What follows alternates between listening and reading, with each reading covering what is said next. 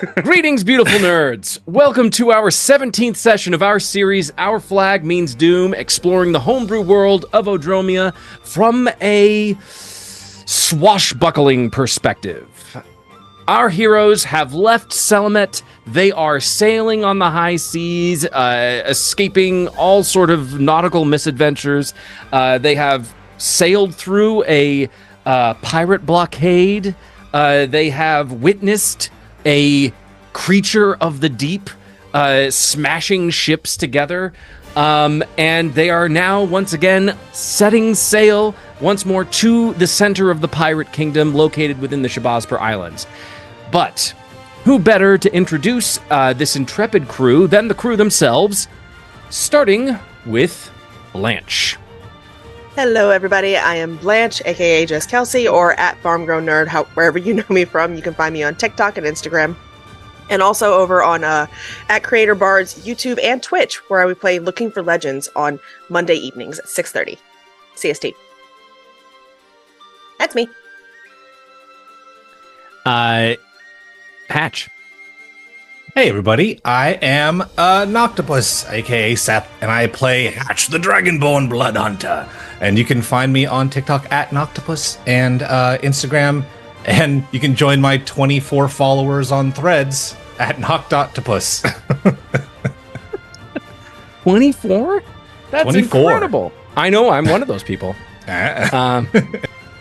Brash Briggs. Hey everybody, it's Andy. I am playing Brash Briggs, first mate Brash Briggs of the HARETRIGGER, and you can find me on TikTok, Instagram, Threads, Twitter, at ValveMag010. You can also find me on Saturday nights over on Sir Pfeffer's Twitch as Pierce Ashwalker. Say the name again? You guys stop it. Pierce Ashwalker. A blood Good hunter, name. a mutant blood hunter. Thank you so much. In Bayonet, a take on like a homebrew, trapped in the demi-plane, Strahd Barovia-esque campaign setting. So please consider that. Fucking And dope. yeah. Pandora. Hi, everybody. I'm Emma. You can find me as Emma Ramosco_VO or Emma Ramama. It's very easy to find me. I don't use a cool handle. I just get confused sometimes with my own name. But I'm I'm playing Pandora Necromancer Extraordinaire, aka Dora Pithos, aka your what is it? Your dream girl, your nightmares girl, your nightmares whatever the thing is. Your nightmare's nightmare girl. Your nightmare's nightmare girl, whoever that is. Other things you can find me in is with Andy over on Castleton, which we're currently on a break with right now, but we're coming back soon. Seth, Castleton is this No, you amazing don't. blend of both. Muted. Volume down. One of these And of days. course, as always, I am your friendly neighborhood dungeon master, Andy, aka Mr.DanDyDM, and I can be found on TikTok, YouTube, Instagram, on all the socials.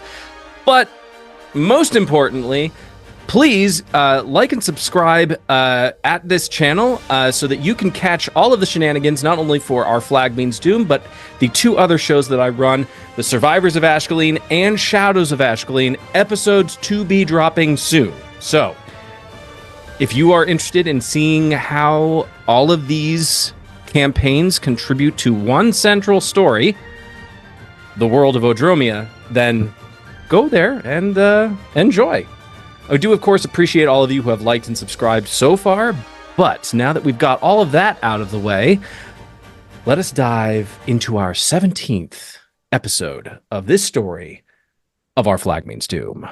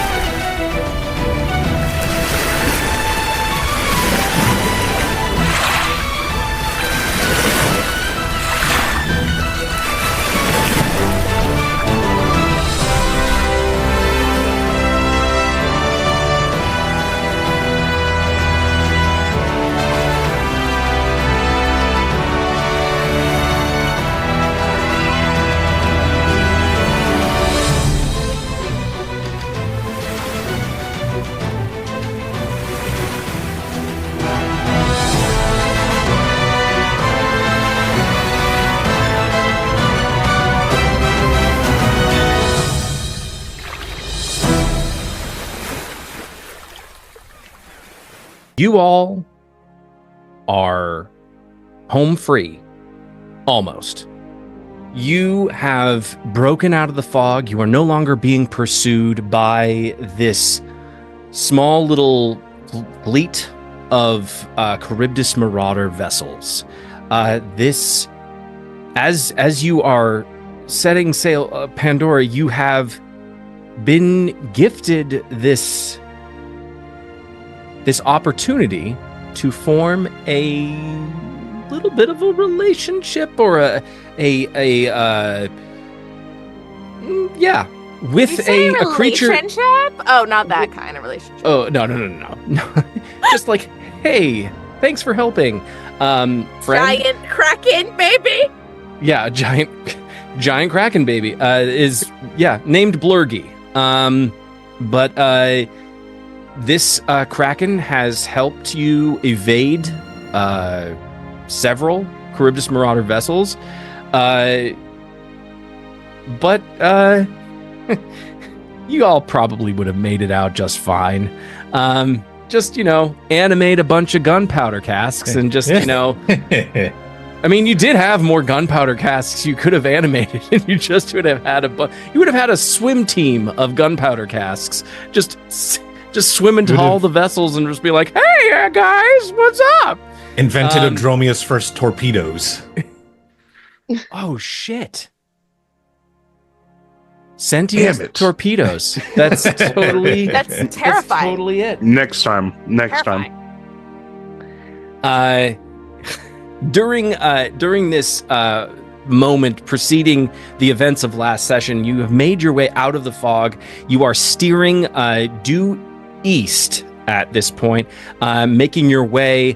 If you look at the map of Odromia, you're making your way east past Grim Talbot, and then we'll be making a southwesterly tack into the heart of the Shabazpur Islands, moving past the hold on, I need to look at my own map. This is so you are making your way past towards the island known as Stex, the Stex Island. And once you start moving past Grim Talbot, you then tack a little bit. Actually, why am I saying this? As you gaze at your charts, Captain Blanche, you do see the Grim Talbot off in the distance, off port, off your port side. And it is far enough away where you know you're probably not seen, but you know that given that that's where Grim Talbot is, and you know sort of based off of the charts where the other islands are, where would you like to make you're heading for? That is a good question. I don't think Blanche would be making that she would not be making that call on her own. It'd be Brash. Brash is probably still looking over the aft end of the ship at the far and away image of the ships just kind of like hunched together. Yeah, they're probably still sinking at this point, right? Yeah. And like I think I remember me and you, Hatch, being like right next to each other, just like, huh. Yep, Captain. What do you need? Where do you think we're wanting to make port? Has anybody got any preference? It was Draquelle that was the closest to us, and that was specifically not the Grim Talbot, right? Last I recall. Don't see why we can't settle up there. What do you think, Miss Harper? Draquelle would probably be the best bet, considering that at least the last time the last time I was in this neck of the woods, the HARETRIGGER horde was located in Draquelle, and Captain Bramble Quickpaw was very much in charge there, seeing as how I'm I decided to retire. Sounds like we're going to find some friends there, at least, Captain. So, Douglas, it is. hop to it. Okay, so you pull hard to port. You've moved past Grim Talbot, and now you are moving pretty much east or directly west, making for past Styx and towards Draquelle. Hold on. As you begin to make your way towards Draquelle, there is definitely a change in the weather as the way that the island, the currents move in this archipelago. You definitely get the sense there's a reason why normal seafaring folk don't come through here.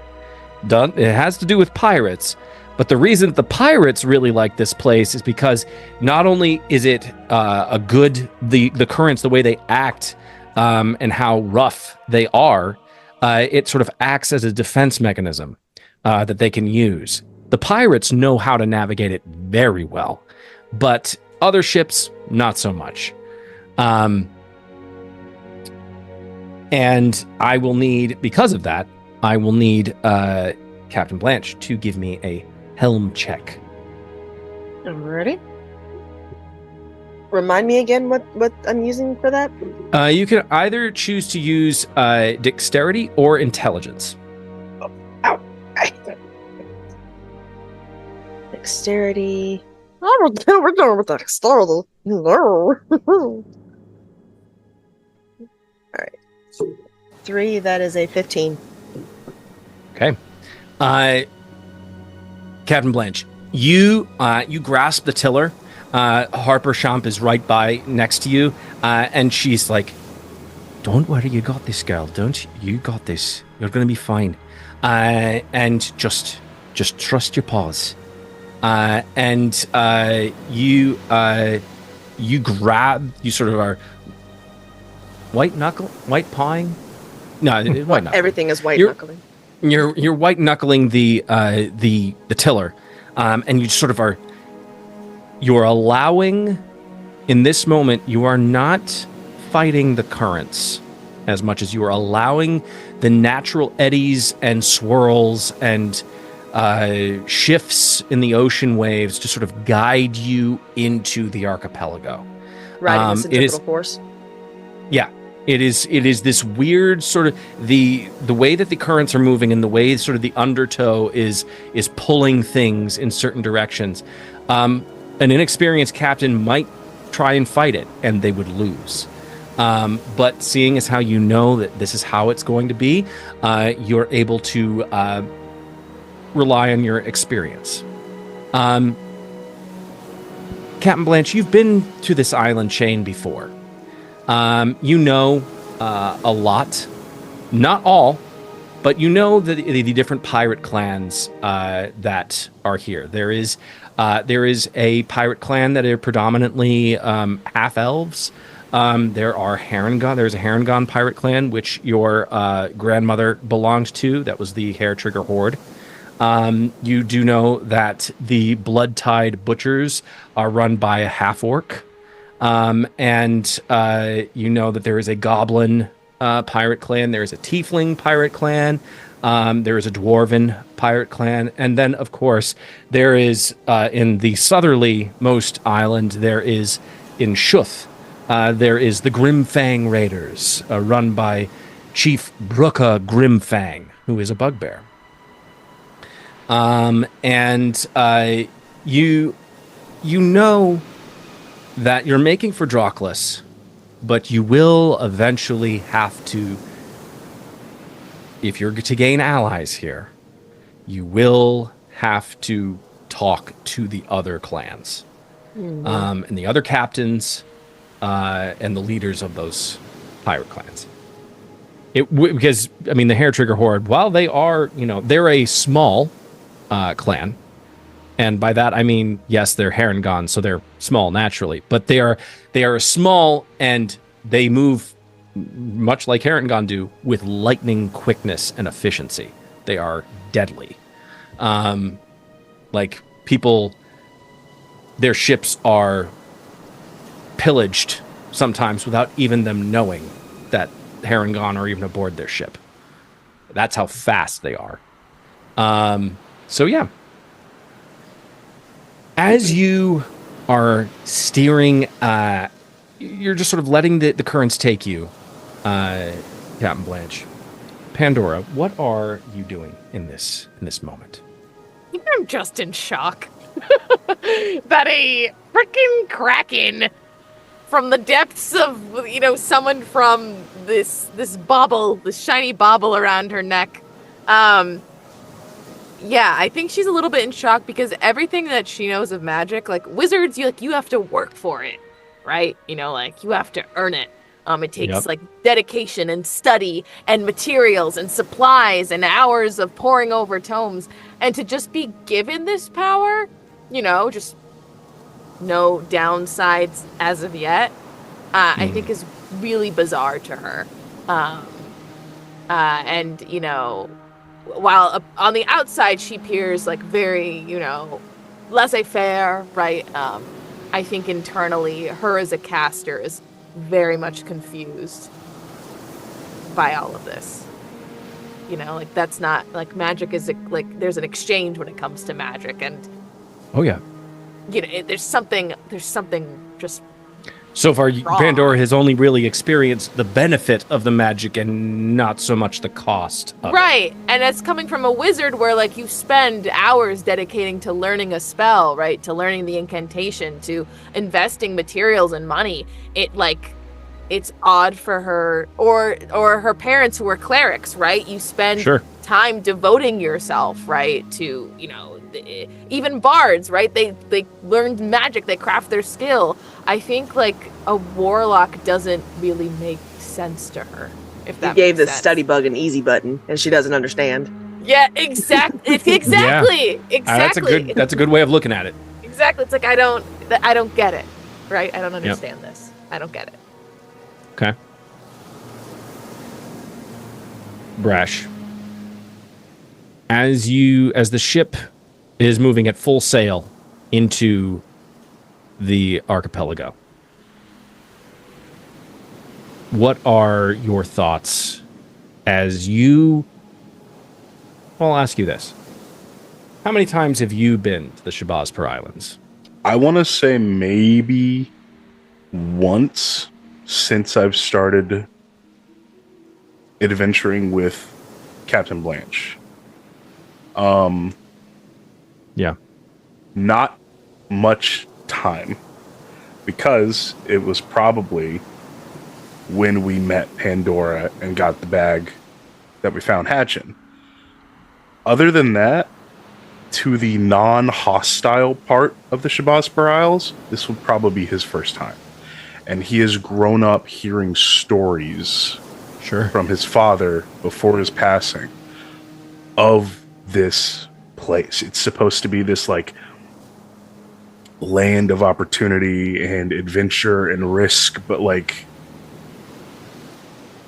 these are shores that Brash knows his father has stepped on. And there's weight to the impression he wants to make here. Hatch. You're pretty much have spent most of your life land-bound. You've been on the odd ship here and there, but you've never been into open water like this.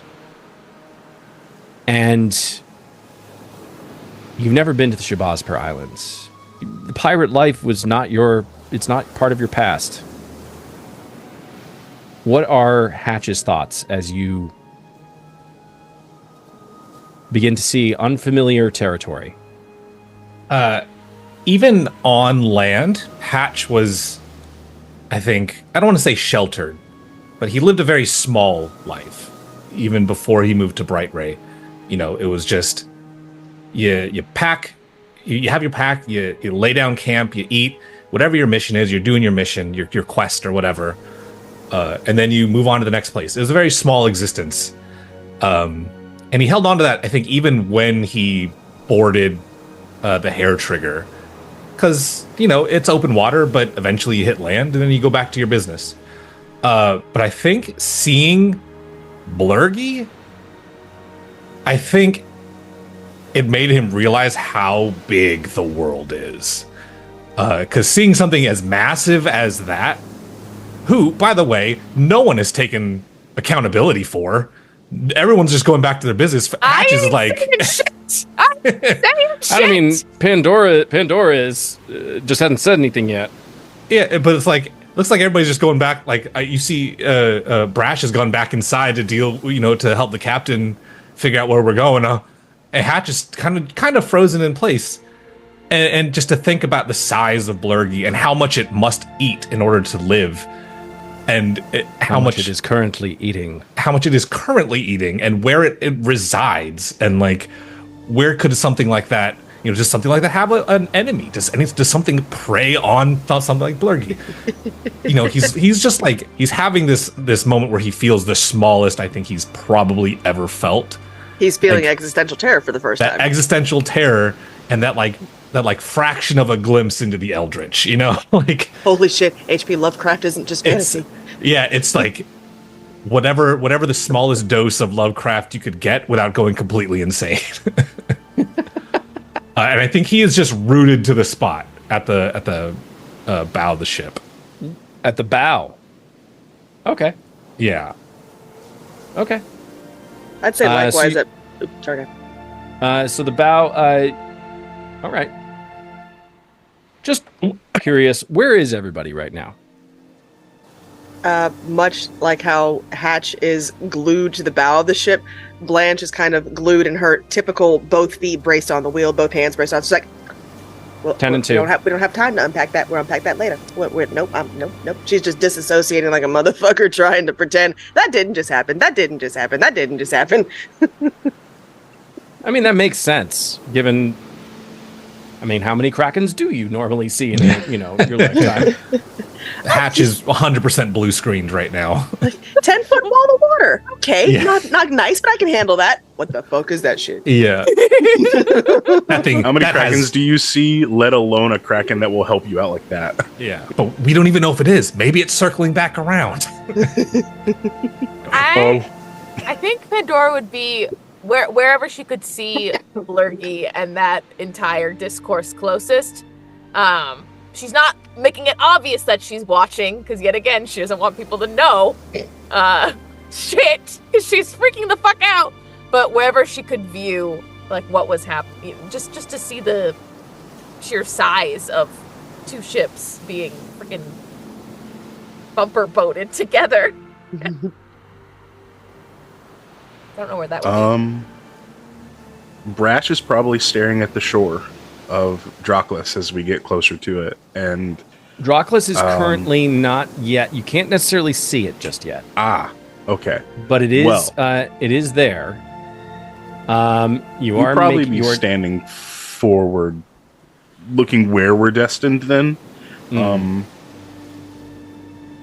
just kind of ruminating on that. And as he does, I think for the first time he would notice how grungy and dirty his vest is, and he'd want to start shaking it and kind of getting some of the dust and the dirt and his blood flakes off of it, trying to make it look as presentable as possible. I'm sorry, I don't have. And he'd probably be right behind Blanche. Sorry. Put it in a bag and dunk it in the ocean. I have What if I lose it? I can clean it for you. Ooh, that's as good as OxyClean. It's during this interlude as you all are processing the events that have taken place just within the last hour, and as you make your heading for Draquelle and for the potential location of the HARETRIGGER horde. You see just this general buzz of excitement from the crew. Many of them, this is home. Yes, Breck is fun.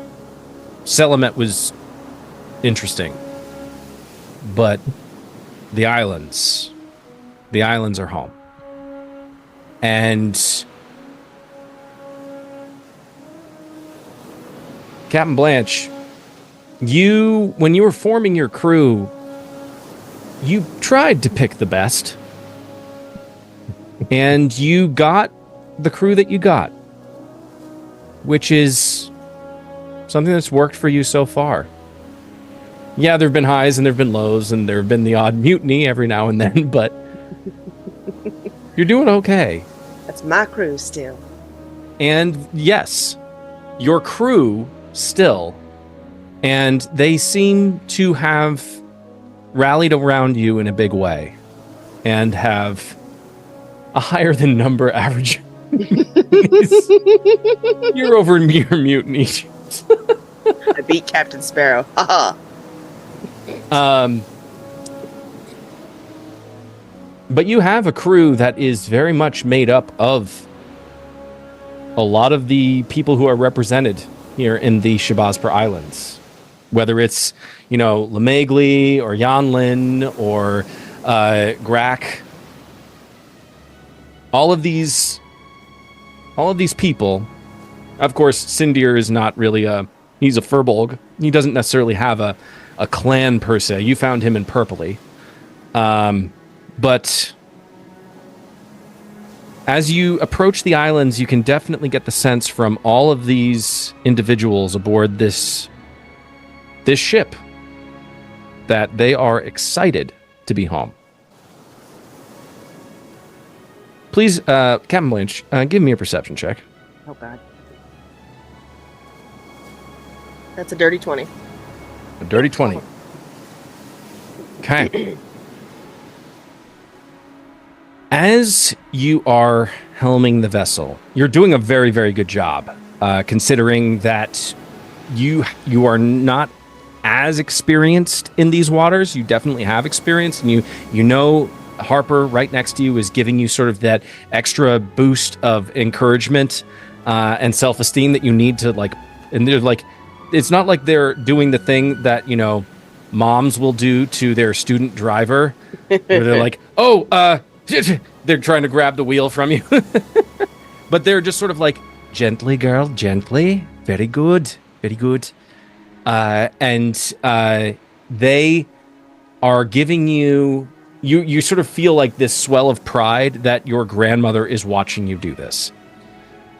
But as you stare over the length of the ship, you see Dozer. You see him. He is hauling away at a rope, and then he ties it off. And then he suddenly stares and looks towards the center of the deck. And it's like he suddenly pauses and he tilts his head to one side. And there is this brief moment where his very familiar eye goes from a bright blue to a orange color. Oh, I've seen that before. Dozer? Dozer, you doing all right over there? No response. Son of a bitch. Brash!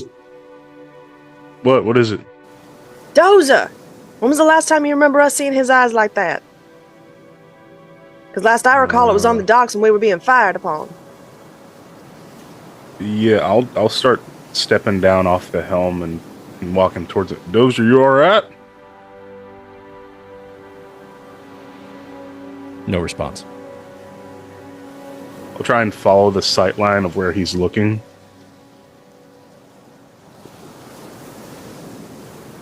He is staring.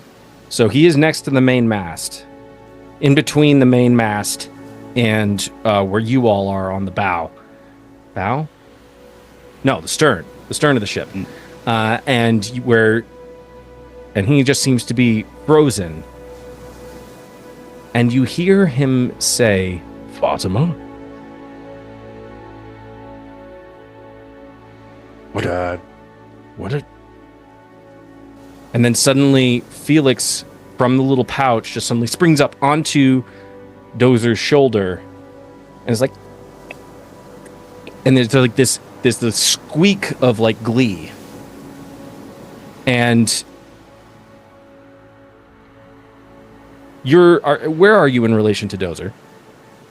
I'd say I just stepped off the helm. I'm like now on the same deck as him, and I'm about like 10, 15 feet away from him.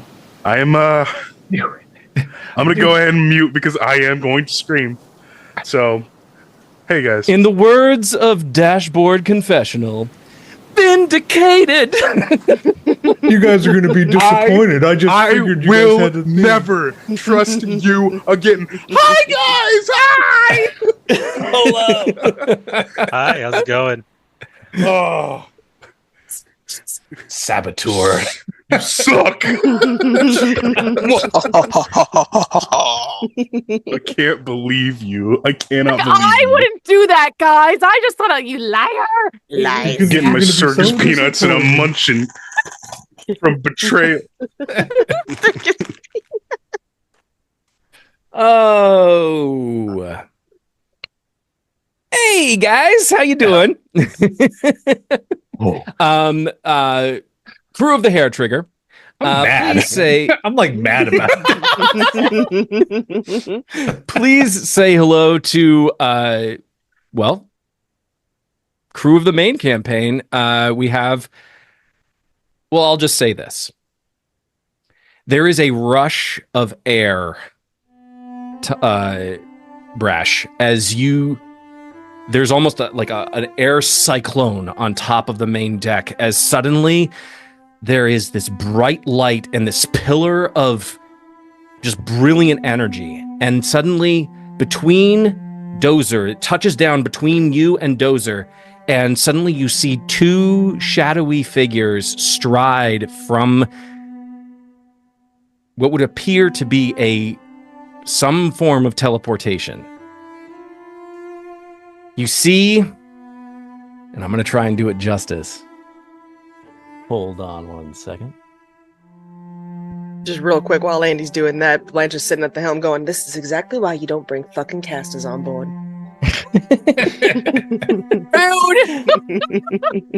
You see, striding from the light, with their axe of the dwarvish lords fully aglow in this moment, you see a burly 4'3" dwarf with a long white beard, braided hair like a Swedish milkmaid that is covered by a newsboy's hat. He carries an axe that is about 5 feet tall. He is currently wearing a schoolboy's uniform that is slightly too tight for them. If you need a mental image, think Angus Young from AC/DC, pale legs and all. That's where I was. Behind coming sort of sprouting from his back, you see two black wings that are tucked in, almost imperceptible, but you see the faintest hint that there is some kind of wingspan, potential wingspan on his back. Also striding forth from this radiant pillar of light, you see a 5'10", barefooted, buxom, cerulean-skinned woman. She wears a lightly textured sleeveless gown made of pebbles connected by rivulets of blue liquid magma. Shut up, Alexa.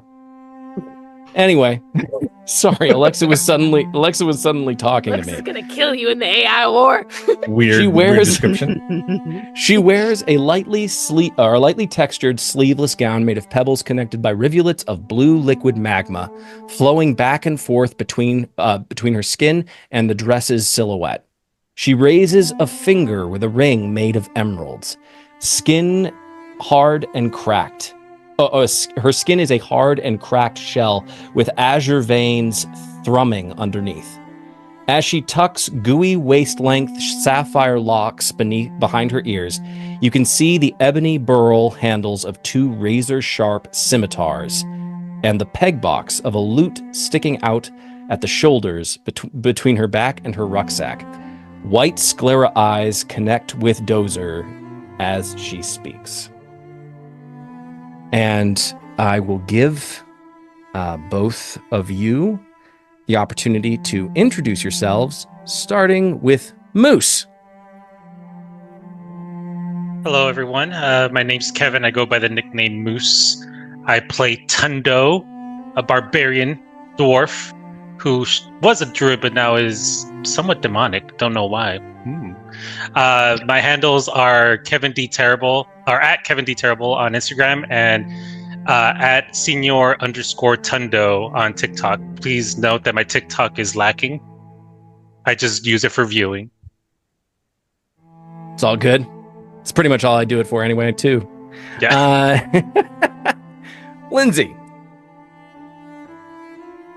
Hi, folks. My name is Lindsay. Please forgive the sniffles. Today I'll be... I appreciate you. Today I'll be playing the Fire Genasi College of Swords bard / sorcerer known as Fatema Lux. Last seen with the survivors of Ashcaleen.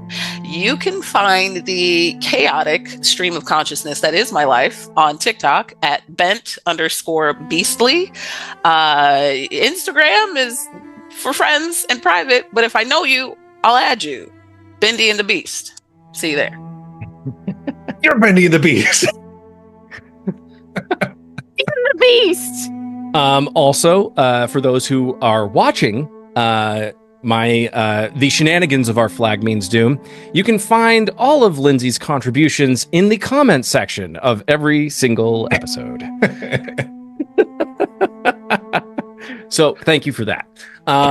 Yes.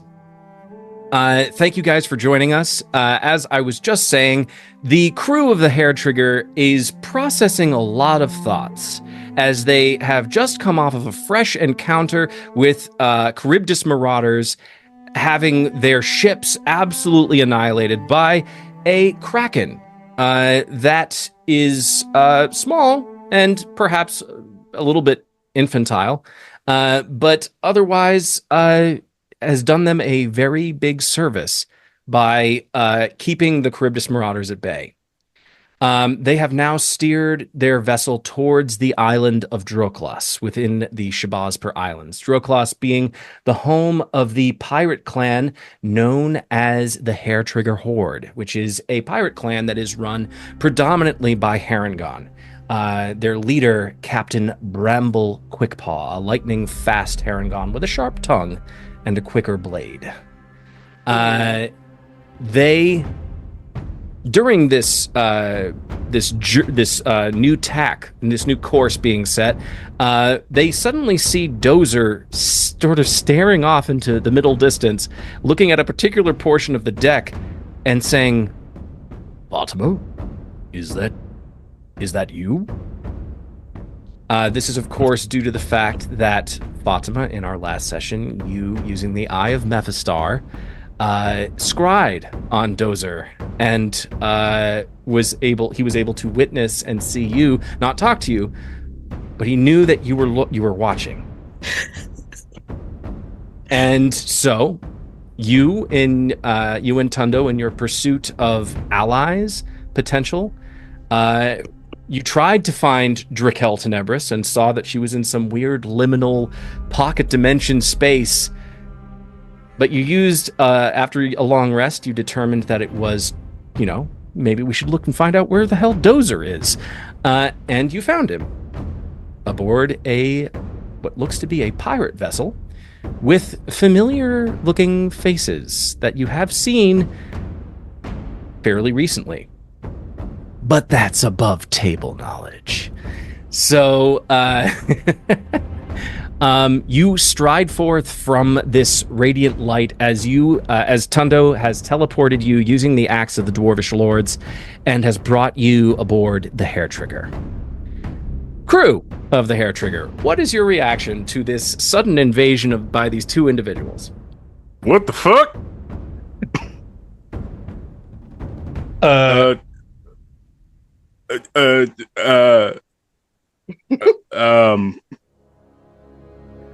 Dozer? Dozer suddenly, his orange eye suddenly reverts back to its brilliant blue color, and he suddenly straightens up, and he said, Fatema, Tundo, you both are here. Okay, so you do know. Where is... All right, wait, that's good. Where... All right. Wait. I'm sorry. Too many people talking to me. Where's Boop? What has happened to Six? Is everyone okay? If you're wondering, no one else is dead / has died as... Long story. Anyways, they're cool. They're chilling. They're just hanging back at, the Six Clan mansion. They're good. Promise. Why are they there? Why aren't they at our rooms in the Silk Sensations? And you just see, at the very mention of the Silk Sensations, Fatema's at present smiling face drops, and she strides forward towards Dozer, takes his hand, and looks him in his one blue eye, and just says, "Yeah, that place is gone now, baby." Sorry, what? It was destroyed. We barely got out alive. We were under attack.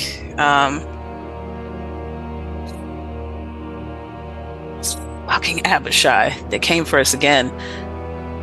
But they got the jump on us. Probably, and there's this... It's a laugh, so you can stop from feeling the hard feelings again type of reaction. But she says they got the jump on us, probably more so Tundo than anybody else. We got out as many people as we could, but yeah, she's a pile of ash at this point. She will come back, though. That's a promise. We need somewhere for... And I point at Fatema, and I'm like, we need somewhere for Fatema to get our world tour started. So we're bringing back the Silk Sensations one way or another. I'm going to come back to that. That sounds interesting. But did Lady Darcy, is she okay? Oh, she was a vision. Y'all would have been deeply in awe of just how well she fought. She is still here. That I can tell you. And I don't... This is a stretch. There's an elf woman there by the name of Florencia. Did you happen to see if she made it out? Andy, would we have ever encountered Florencia or no?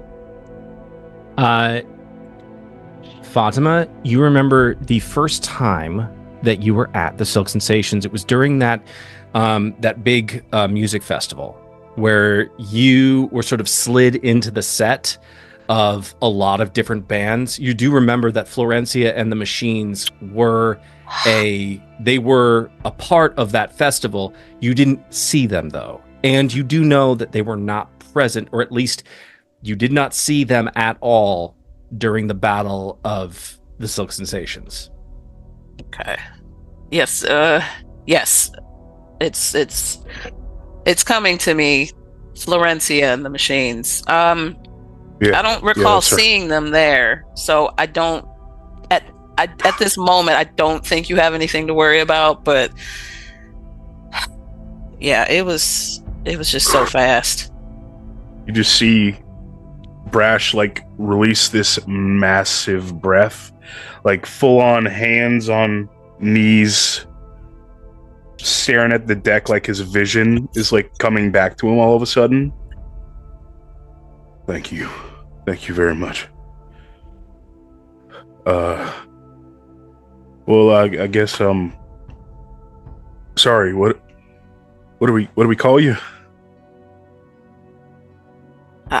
Yes, introductions are in order, I'm sure. Yeah, what do we call you guys? I was gonna say, I think Pandora's pulled a hatch and has had her wand pulled on these two the entire fucking time. I'm off screen. I've been waiting. I have Off my screen? You have just your like right side. here with it. I'm joining you. I have my wand this entire time. They're off screen. If I may interrupt very briefly. Yeah, go for it. Would Hatch see that I was on the bow of the ship, so I was opposite end. Would I have seen that they've ported into the aft end of the ship? Or the stern? So you immediately like heard the noise of this and felt like this rush of wind and this cyclone, and then saw the light. So yeah, you definitely are aware of them. Okay. In that case, then, if that's all right, as you're about to introduce yourself, I think another portal opens up and Hatch drops out of it, sword up. It's like, Captain, looks like some of the bastards got on the ship. And I'm like, in between. It's like 5 minutes later. Yeah. Hold on. You said that the light, the wind swirled, and the light came down, and it's been 5 minutes since then. No, I saw them teleport, and I was just like, sure, I'll get to this in a minute. Wait, can we have after Hatch teleports in and goes, I've got this, can Pandora Misty step over and go, this one wasn't my fault! I didn't summon them, so this one wasn't mine! And Brash is going, okay, all right, everybody calm down. These folks seem to know. Why am I trying to handle this? Captain, please do something. Everybody settle down, for heaven's sake. Goodness gracious. So much fuss. Act like we haven't seen any trouble in months.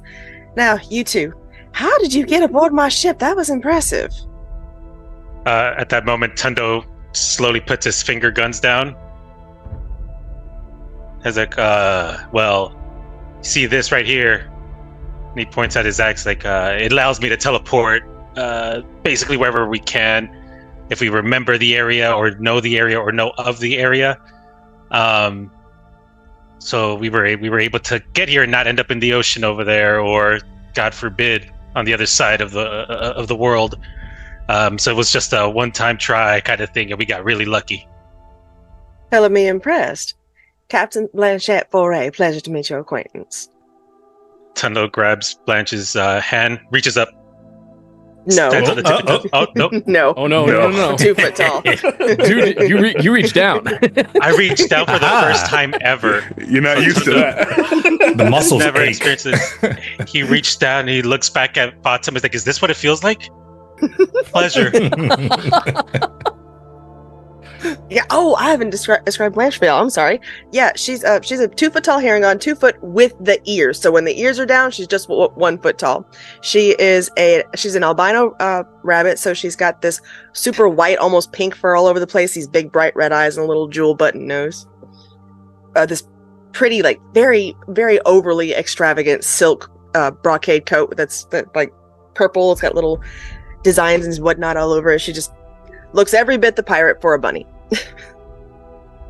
But Also, I can't do that again. Also, you see this wand wielding figure, Misty Step, suddenly appearing next to you guys. What do they look like? Pandora, necromancer extraordinaire. You see a 6'4", half-orcish woman who is essentially has the makeup on of a drag queen. Loudly and proudly wild, crazy hair. She wears a diadem of skeleton hands clasping over a jewel. Completely decked out in theatrical, black long slits, high thigh boots. Very, very. It's like drag queen dominatrix had a child, and that's Pandora's fashion sense. This large, fabulous half-orc woman, as she's and actually now she has a very lovely necklace that hangs around her neck. As she's pointing down to them with her wand, she says to the captain, Captain, the other one was my fault. I didn't do this one. This one wasn't my fault. Okay. No, I believe this one was his fault. She's pointing to dwarf. Dozer. Oh, the Dozer, yeah. Who are they? Also appearing on the other side, with a sword brandished, is and I will allow Hatch to describe himself. You mentioned cerulean blue. Hatch is a cerulean blue dragonborn, standing roughly 6'2", with a leather armor and chain armor that looks to be about the better half of 100 years old.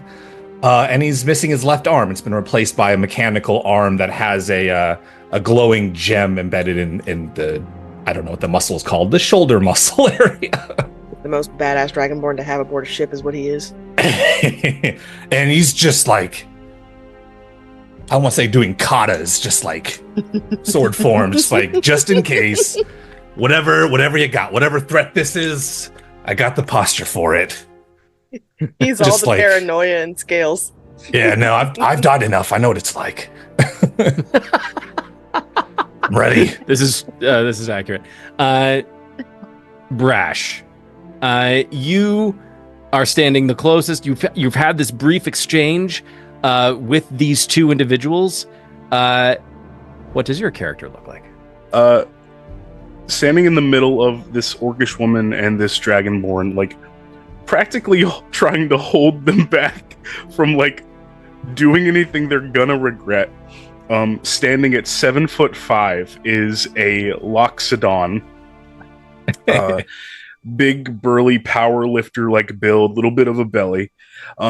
He's wearing this like royal blue, kind of dingy, dirty Napoleon-esque jacket with the shoulder tassels still there, but the sleeves are just ripped off. And on his one of his arms is just a spiraling tattoo of a set of bar lines with a chord progression going all the way down. And in his nose, he has 6 what look to be gauges running down the bridge of his nose that are like, they look to be made out of clay, and they're like the gauges that go in your ears, but they are like, they seem to be open holes, and it sort of resembles like a flute almost. And he's just like, all right, okay, listen, Pandora, Hatch, I think you both need just a second to chill out here. It is very clear to me from the get-go, at least I'm hoping. Please don't be an enemy. We've had a little bit of a day today. As you see ships sinking on fire behind us. Being sucked under. Ships behind us being sucked under. We got hella lucky. Does Tundo notice the ship sinking behind them? Actually, so to be fair, you've gone quite a distance. You've definitely have made your new course for Draquelle, and so you've left the Charybdis Marauder, the 4 ships that were being consumed by Blurgy the Kraken. Oh Jesus! They were reconsumed into the fog bank that you were making your way through. You're about, I'll say, you've based off of the charts, you're probably about half the distance that you were towards Draquelle at this point. When suddenly this radiant light came down and these 2 figures strode forth. Dozer looks in his best he can, given his one-eyed nature. He looks like he breathes a sigh of relief, just hearing that Boop and 6 are okay and that you all are fine. A lot of interesting things have happened with us as well. Myself and Jael, we decided it was best for us to part ways, and for me to take Draquelle to a safe location away from prying eyes. We believed that, given everything that happened within the Feywild, that there was just a lot of heat on us at the moment. And Jael, I think, rightly decided that we should split up. And she went, at least as far as I know, took her way west into the desert and commissioned myself to find a vessel of some kind.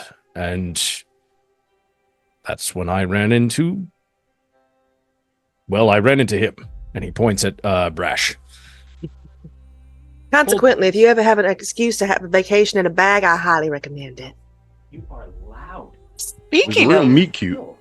speaking of bags, if you actually said that out loud, Yeah, she did. that was a pretty neat trick you did there with the assassin lopping his head off with the bag of holding. Props.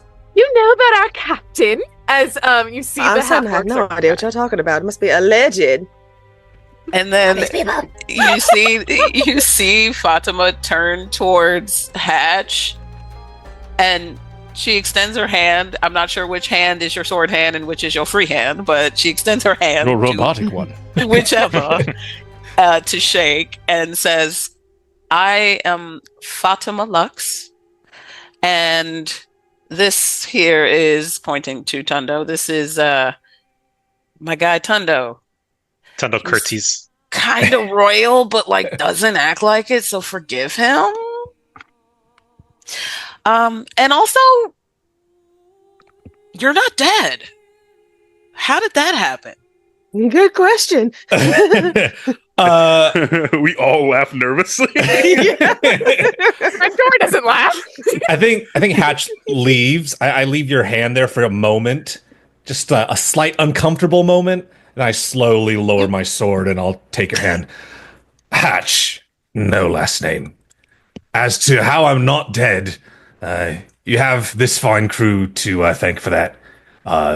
3 times. Despite my best efforts. Despite my best efforts, I'm still alive. It is nice to meet you both. And there's a little bit of hesitation. It is nice to meet the both of you. Pleasure, Mr. No last name. Mm. Great pleasure. Well, now that we've gotten that out of the way, maybe we can relax a little bit, perhaps, Oh, look, At we get- lunch. Lunch. Yes, that sounds like a good plan. Okay. What's on the menu? Tundo, Fatima, you realized you did actually forget to eat when you were in Six's family mansion, and yeah, lunch actually you were feeling a mite peckish. Are there going to be any type of beverages available to peruse? Maybe to wet my whistle a little. Oh, we have wine and tea.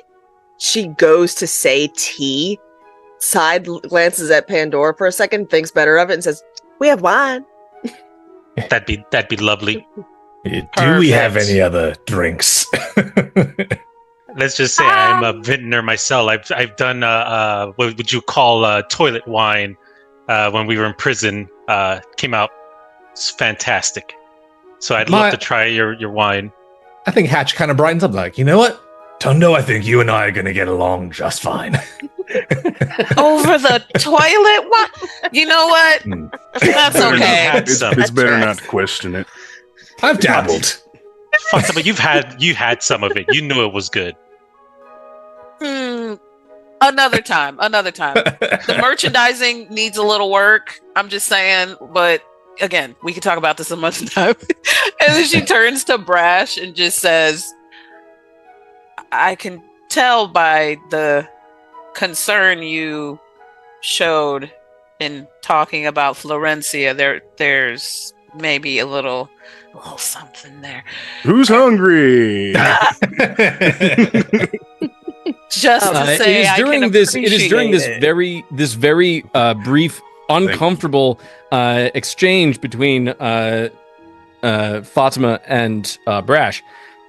There is suddenly a voice familiar to all of you aboard the HARETRIGGER and to one other new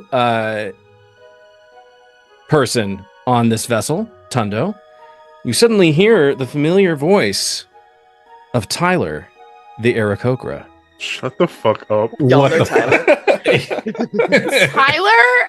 Is Tyler secretly like big on social media? Tyler has emerged from below deck, and he peeks up, sees everybody is sort of like standing around, and some of them have their weapons or wands brandished, and there are two new figures, and he sort of like looks over at this sort of flaming blue person, and then he sees the shorter person, and he's like, "Oi, Tundo? Tundo, what are you doing here?" Tundo, the second he hears his name and he knows the voice, he looks over and there's like it's like holiday season. You see a lot of those like dogs meeting or seeing their family member for the first time and they're crying kind of thing. That's how Tundo is. He's about to bawl and he looks over. He's like, Mr. Tyler. Oh my god! And suddenly, Tyler the Aarakocra clambers up onto the main deck, and he is taller than Tundo. So it's these two like figures suddenly like merge, and there's like this big bear hug. As Tyler the Aarakocra, he just everyone. This is Tundo, and he used to be a first mate. Aboard the Archangel, with my former captain, the one I had before I met you, Captain Blanche, what are you doing here, boy? We just kind of traveled here and I point at my axe. I'm like, I found my family and I got the axe from them. Like, I'm a prince, bro. Oh my! We'll have to, guys. Catch up. I was about to start lunch. We should all sit down and have a talk. And I'd love to hear your stories. It's so thrilling. It's so thrilling. I've had quite a few stories myself. Probably not as interesting as the ones you've had, given the fact that you were supposed to be you were supposed to be a druid, weren't you? Yeah, I was a druid for a bit, and I died, kind of. Inhale. Not kind of. You died. You died. Inhale. You died? Yeah, that's small. You know, tis but a scratch. Right. By the way, everyone here, just letting you know, this man, and he points at Tyler, he points up, it's like, this man taught me everything I know about ships. Okay? Everything I know, everything that I've ever done with ships. There's a slow moment. There's a slow moment where, like, Tyler? during that entire interaction, Brash is slowly turning to lock eyes with Blanche. Yeah. And he's just like, what? I think all four of us are like,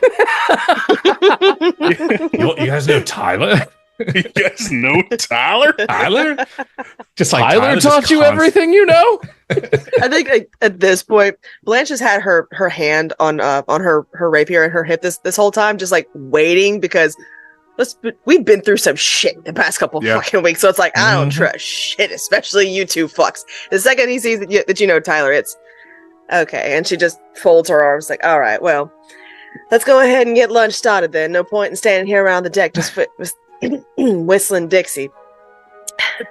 But then when he says Tyler taught him everything he knows, hand goes back to the wand.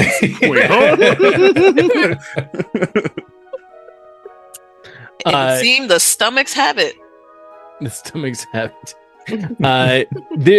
Grack, he comes down the rigging, sort of looks at the two new people. At this point, he's dealt with enough chaos in his life the last couple of weeks to just be like, all right, this fucking makes sense. And he just accepts it. He's like, comes over. He like walks over as he sees everybody have this little standoff situation going on. And he just like reaches in and slowly, ting, ting, rings the dinner bell. And then he's just like, lunch, everyone. And he goes down below deck. Grill the Kenku, she just jumps down as well, and she's just like, lunch, lunch, lunch.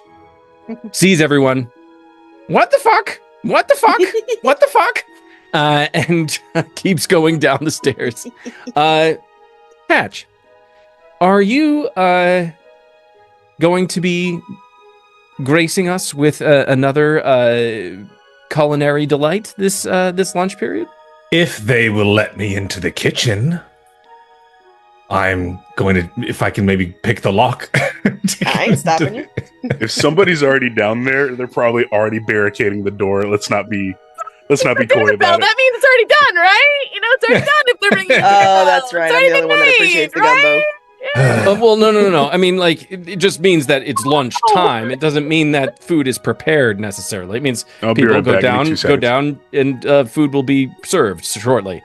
At this point, Sindir the Furbolg is still atop in the crow's nest, sort of keeping watch, and Lamegli is at the helm. Just making sure that the ship stays its course while lunch is going to be served.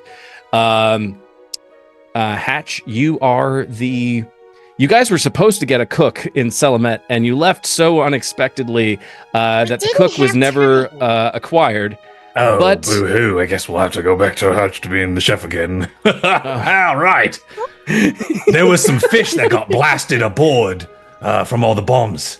I was able to catch a couple of them. Not chum chowder. Yeah, I think it's already pre-cut. Tundo, given your life goal, which we've talked about eventually starting your own cruise line restaurant, this actually seems like a golden opportunity for you to assist. Maybe nothing too spicy. We know that you have a very delicate constitution. Very. Oh. World's strongest chef. It's about to be World War III in that kitchen. You see Tundo start kind of going into the beautiful mind kind of concept. He's looking around and it's just like numbers, but instead of numbers, you see like different types of fish parts. And he's like, okay, that. And he looks at Hatch. He's like, Mr. Hatch, may I be of some assistance in your culinary escapades? Can you sous chef for him? I clap you on the shoulder in a big hearty way, and I go, I would love some assistance. You know, I had my hesitation about the two of you at first. I think I was due that, but this is turning out to be a blessing in disguise. To the kitchen. I'm going to call after Tundo. It's like, hey, Tundo. And then when he turns around, I'm just going to mouth, don't trust him. I think that beautiful mind thing is also happening to Hatch, but it's just parts. Just there's nothing happening. Nothing's mixing in magic. Just parts just floating around his head. Tundo just turns back to Brash and goes, and then just keeps walking. I don't think he understood. Fatema, do you say anything to this? I'm just taking in the scene, and it's a big have fun. Have fun, buddy. Live your best life. Fatema, give me a perception check. That's a 10. It's a 10. Okay. I will get to that in a second. As you all descend into the lower deck, you see Fatema and Tundo. You see a very well-kept ship. This is... Though the crew may seem a little bit ragtag and sort of thrown together, this ship is very well run. And there are cannon on board this ship, which is something that you haven't seen before. At least Tundo maybe has, but with actually no, both of you. No, Fatima, you haven't. You haven't seen a ship with cannon before. I've seen the Weeping Widow. That's the one that had the cannons on it. Yes, but that was just Tundo. That wasn't Fatima. Didn't Rex ship have in dire need? Didn't it have cannon? You mean Fatima's Waltz? Oh, right. It was renamed. It did have ballista, a lightning ballista, but it did not have cannon. So you all descend into the lower deck. You come to the area of the ship where there's this long table that's been set up. I mean, you see Fatima, you see Grill the Kenku, you see Yanlin the Harengon. You see Tyler the Aarakocra, who's like really excited that Tundo is going to go help in the kitchen.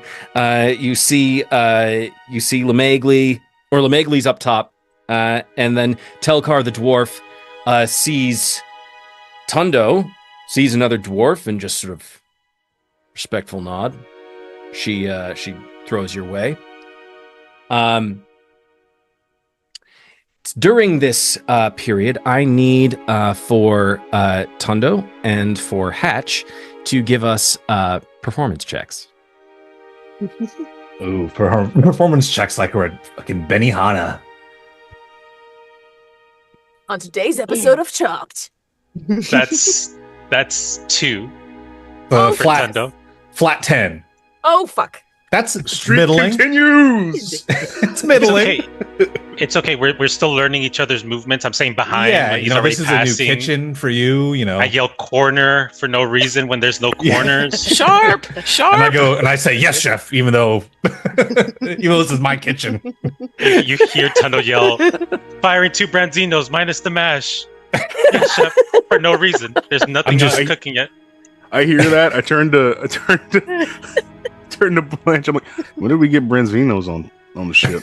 I'm not sure. I don't remember buying that. I've always wanted to have a Branzino. The chaos.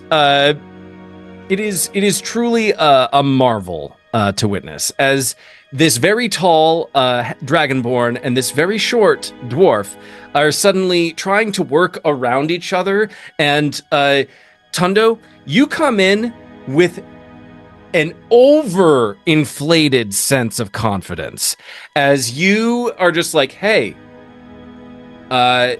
you gotta project this, this level of experience and confidence if you're gonna actually do the things that you have these big, huge, lofty goals for. So like, come in, feel like you're right at home, and you immediately fuck it up. Because you come in and you're just like, spices, and you just start putting things in pots, and you realize that you are putting things into pots that aren't necessarily where the thing goes. Meanwhile, Hatch, you're a little bit more familiar with the kitchen, but you still fuck it up too, because you. All evidence to support what I'm about to say. You're not a great cook. I'm gonna get there. So by the end of this campaign, I'm gonna make. Please go back to the other episodes of Our Flag Means Home to see what Andy's talking about. Exactly.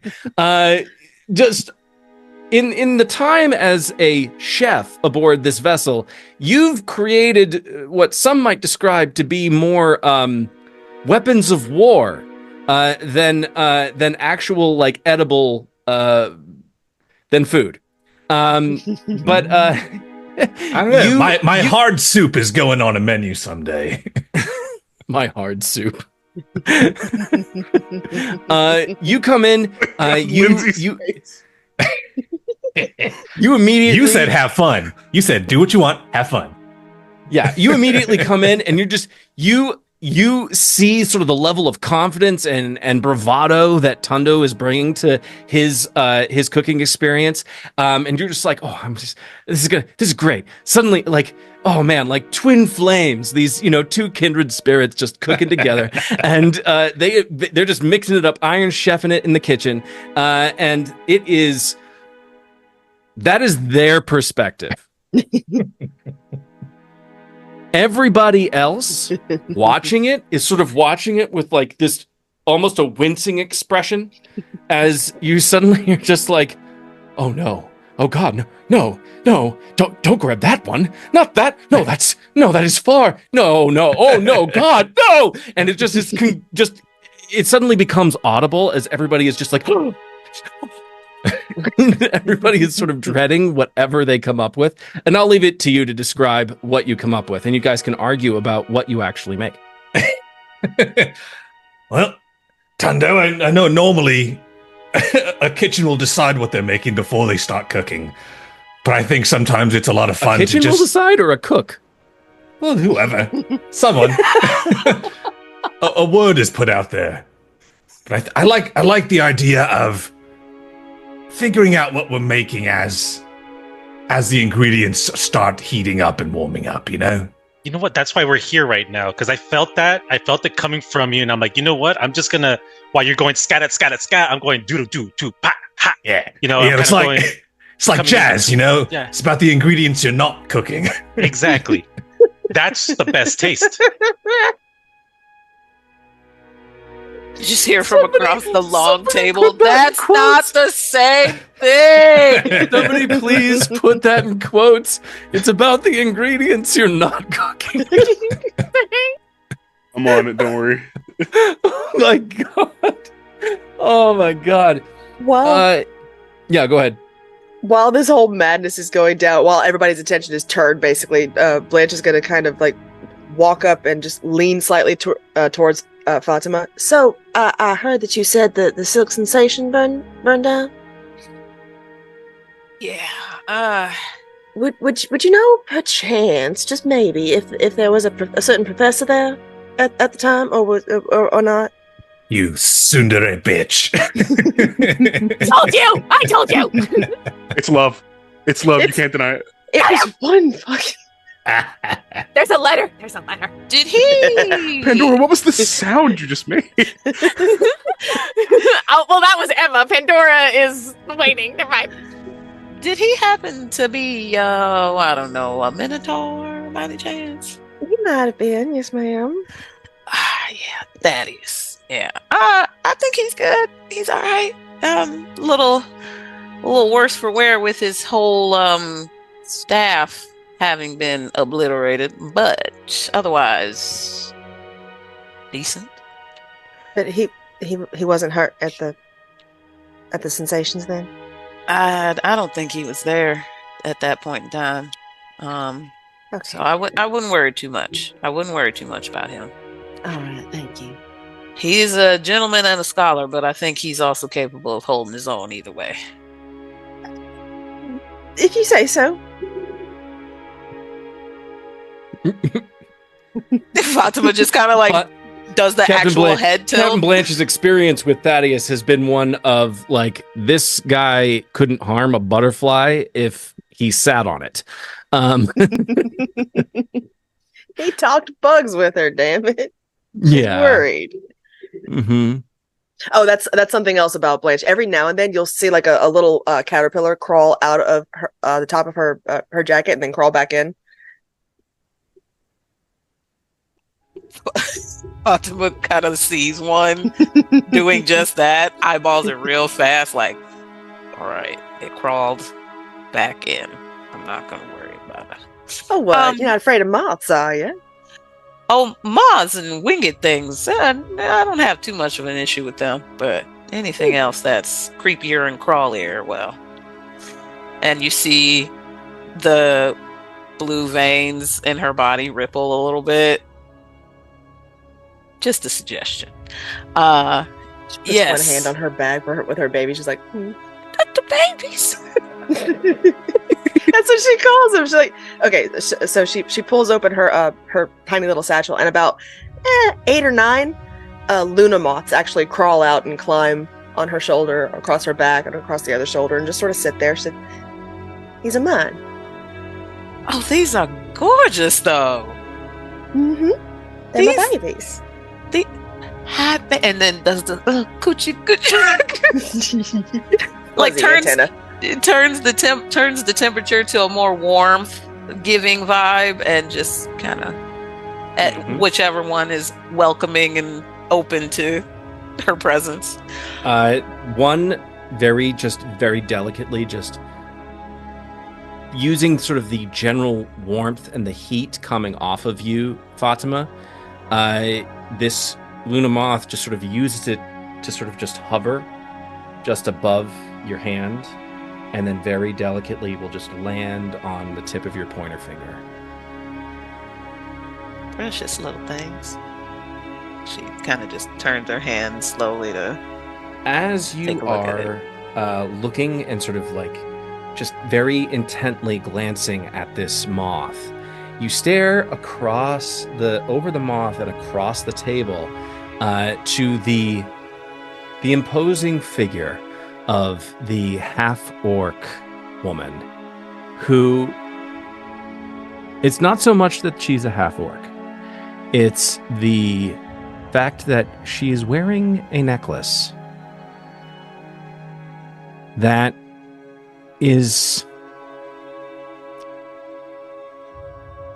looks a little familiar. Looks like something that I mean, you would never call them dad, but definitely looks like something that Mephistopheles had on his person the last time you saw him. I think she clocks it and gently kind of shoos the moth back to mama. Gets up and heads to that end of the table. Sit across from, not next to, but across from the half-orc. And as she sits down, kind of gathers her skirts about herself and sits in. I'm imagining a long picnic table for some reason, but anyways.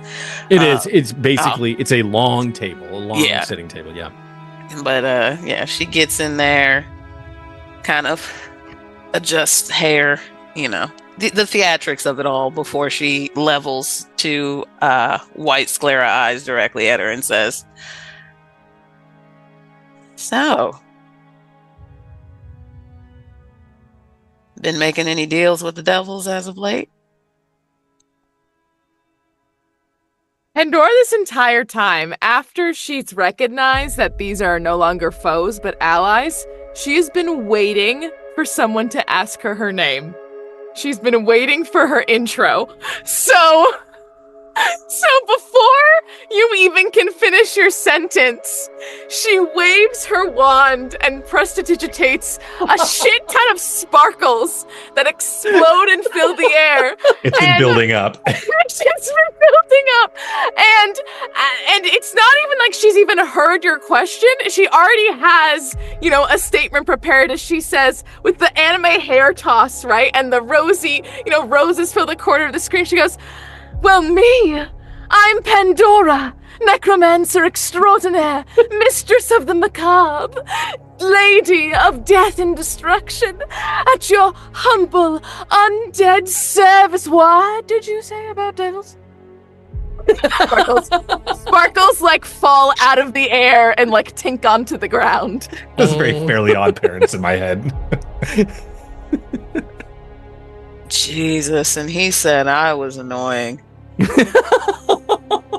Well, he seems to have a type, but then again, he made me, so I don't know what the excuse is for you. Anyways, love that. Pandora, yes, I can Yes, First name basis here? Cool. Sure. Yes, sure. I think she's very thrown that none of her whims are working. This is the first person who, like, the whims really aren't working, and it is really weird for her. Honey, showgirl to showgirl. I see an actor I know an actor when I see one, rather. It's okay. Don't worry about it. What do you know? What? No. What? Who the fuck are you? It's all good, girl. It's all good. Hey, I'm just trying to figure out what your relationship is with Uncle Meph, because he's your uncle? It's a nickname. Since I wanted to call him Daddy. I mean, you've seen him. You know what he looks like. Oh, do I know what he looks like? See, but when I found out that, as I said, he created me, he is my maker, and not in the conjugal way. Don't worry about that. Couldn't do it anymore. That, and also it just doesn't work anyways. Like, he sees right through it. I'm sure you also know that. Again, real recognizes real. But yeah, what's up with that? She's like taking out a handkerchief, like trying to be demure as she's like dabbing herself, but you see exactly. But behind her face, she is like scowling and like seething that this game recognizes game, right? Like for the first time ever, actually, and Pandora's like, and it's different from Blanche and her, because Blanche will play along. Right? Like Blanche and like the crew member exactly. Wait. The crew will play along with it. This is the first time someone is not pulling up with the antics at all, right? It's just full stop. So I think she's secretly seething as she dabs herself, and she goes, "Well, you see, darling, us adults sometimes have to make tough decisions and mature choices. And you see, well, Mephistopheles and I have a very private relationship, and we well, first there was Lucas, and then it was Meph, and it's really Lucas. Yes, Lucas Nightmore. Have you heard of him? Lucas Nightmore. Yes. The Andes. What is your relationship with that one? Well, if I might be so bold as to ask why you would have one anyways, but that's just me being a little bit judgy. Judgy? He's a tortured little soul. I was going to save him. Oh, how apropos you say tortured. Yeah, last I saw him, he was helplessly chained up in a room by some much less sentient versions of Dozer, screaming for help. So, yeah. Poor little princess. I was supposed to save him. Well, you see, we were destined to be together. We was actually supposed to be my husband. But then what happened is Sorry, I broke him. It was love that was never meant to be, because Meph came in and just swept me off my feet. And now I'm in this love triangle, you see, and it's just really, really frustrating. And I'm just torn up about it. He has a tendency to do that, sweeping people off their feet. It's more like snatching them. My dear sweet summer child, let me just say, there is zero triangle. There's a I don't know what to call it, but it's not a triangle. He don't want none of that. He didn't want none of this. And it's Mephistopheles. No, Mephistopheles. You can have Lucas. Quite frankly, you can just have whatever the hell tortured nonsense that is. You can take it. He's a pawn anyways. And he is a pawn too, but we'll leave that alone. A little bit, but I like them to be subservient. Okay, but hold on. Circling back around. That tracks. Yes. Circling back around to Mephistopheles. He says I'm different. I'm not like the others. Oh. What? Do you really? Is that actually how he? Is that actually how he said it? Word for I mean, word, verbatim. Well, okay, not okay. I'm just saying, like, I don't know. I feel like Level with me here. Wait, Is that really? what he said? Really? Well, okay, but we made this like really big deal, and she's slow as she's like kind of she's leaning in closer to you, and she's going to cast let me see. I'm trying to find real quick. While they are all having this this very intense dramatic dialogue. I don't know why I get so like I get so emotive whenever they're talking about Mephistopheles, because I am Mephistopheles. So I'm that guy. And I'm also Lucas. And yeah. So while this is happening, what is everybody else? What is specifically what is Captain Blanche and Brash doing? Because Tundo and Hatch are hard at work. Have you guys decided on what the entree is for your dish? I've come up with an idea, and Hatch, if you want to go with it, please let me know if you're cool with this. It's a fish cake, but the literal take on fish cake. He's combining dessert, entree, and appetizers in one. It's a one-stop shop of everything you need. It's the casseroles of the ship world. Look, food is about efficiency, and I am 100% behind this idea. Y'all are talking about daisuke balls and you're making me hungry. Stop that. Yeah. Oh, it's not that good though. No, it's not. It's gonna be a cake of some sort. It's gonna be. I found some blueberries hiding somewhere, so I made a blueberry foam. Those ain't blueberries. With a blueberry reduction. With a, I was gonna say the red wine reduction glaze. I found some sugar, and once Tundo puts the sugar on top, he looks at Hatch, and Hatch is like, or he looks at Hatch and asks Hatch, Hatch, do you have any kind of flaming implements? Maybe something to burn the top? Kind of want to create a crust.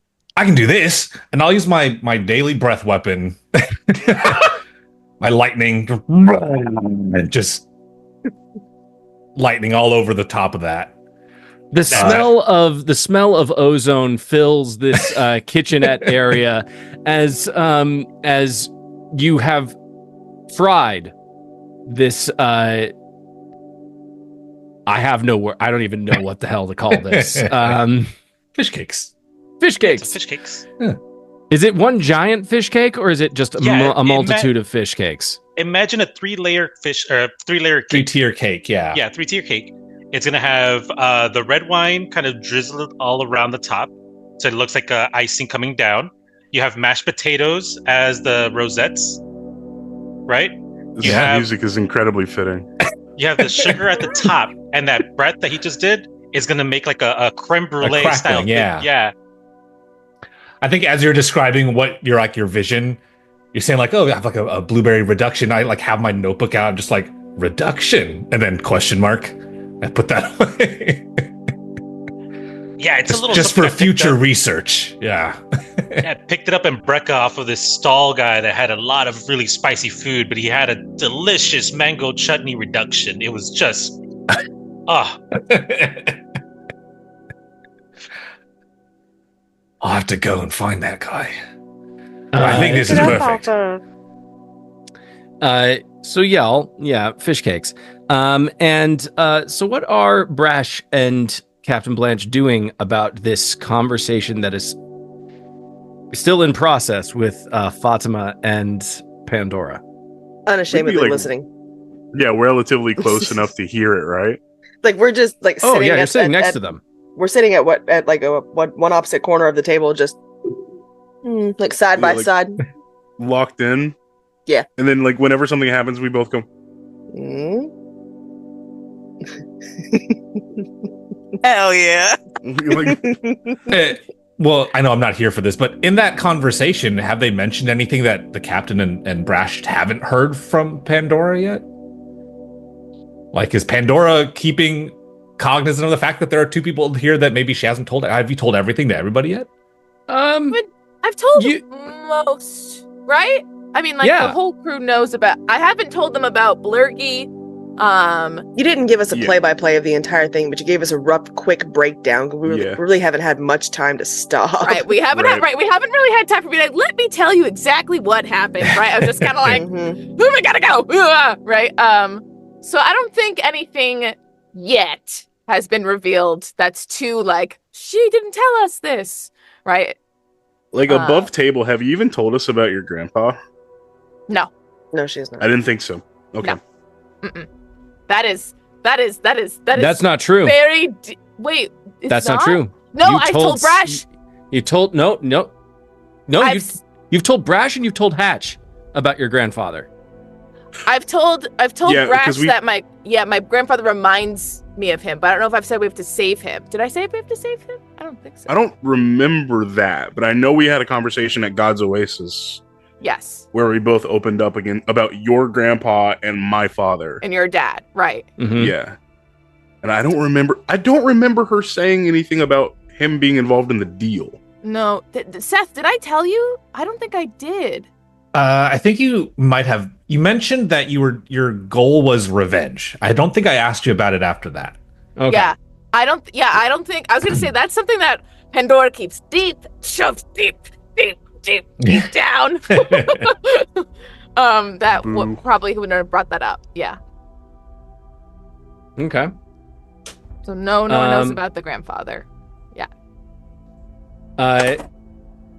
So as this is all sort of happening and you're witnessing it, the smell of fishy cake sort of wafts into the space, briefly making people pause and just wondering, wait, do we, like, have we done enough bad shit to deserve this?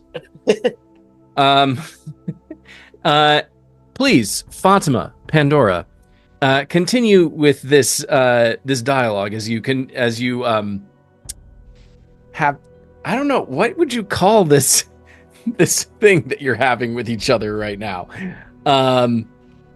It's like this weird sort of aggressive tete-a-tete. like tete-a-tete slash one-upmanship. Yes.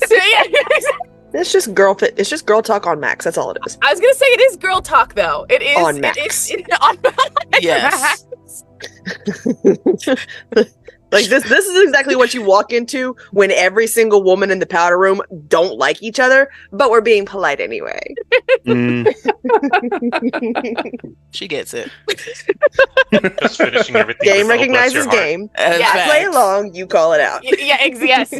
Yes. So what hold on, okay, real quick. So Fatima, you just said was like I've already tried or something along those lines of like, or something with like Mephistopheles, like he's not into you, or you mentioned something. Essentially, he doesn't fall for it. He doesn't. Oh, okay. The wiles of the feminine, he does not fall for. He's Got it. a bigger man than that. I'm sure you noticed. He's pretty big. He's very in the height. big. In Yes. the height. I noticed. me and Blanche exchange a look at that. I know. Blanche avoids your look at that like I have no room to talk. I ain't looking up at you. Yes, she can't judge me. She can't judge me. She, I think, with the veneer of girl talk, she's going to lean in, and as if she's like, admiring, your do you have your hair, right? How it's like how gorgeous your hair is. She leans in close to you and she goes, "How the fuck did you know about the bag?" Oh, I guess I didn't explain that, but I saw what you all did. There was a room with mirrors underground. The candles, the candles ruins. Right. Yeah. Well, me and one of our companions, we rolled tape, if you will, and we were able to see all of you. I actually put up a pretty big, hell of a fight. That fucking changeling. Who? And you feel from proximity. That is new information for you. Yeah, she goes, who? As you say, the changeling. What? Who? You feel from your proximity the of Heat. warmth, heat, like it's going in the direction of angry, because she is very, very angry about this being. Yeah, the person that you were fighting down in the underground, you took something from him. Wait a minute, you mean Shiv? Yeah. The one who killed Friedrich. Yeah, he's got a bad habit of killing motherfuckers, and honestly, I owe him a few solids, if you catch my drift. But his time will come. Damn right it will. Oh, yes, it will. Mm-hmm. You took something from him, a stone. They got it back. Are you? At this point, Captain Blanche is joining the conversation along with Brash, as you sort of under your breath said, "Damn!" Or what did you say? You said, "Damn right." Mm-hmm. Yeah. That's not good. That's not good. Yeah, we know. That's not. No. I don't think you understand how not fucking good that is. Do you know what those things are? Took away his arm, I know that. And she looks over at Hatch as they're cooking in the madness. We don't know fully what those things are. Some kind of reality altering thing. Yeah, it basically phased his arm out of existence in one fell swoop. My phone!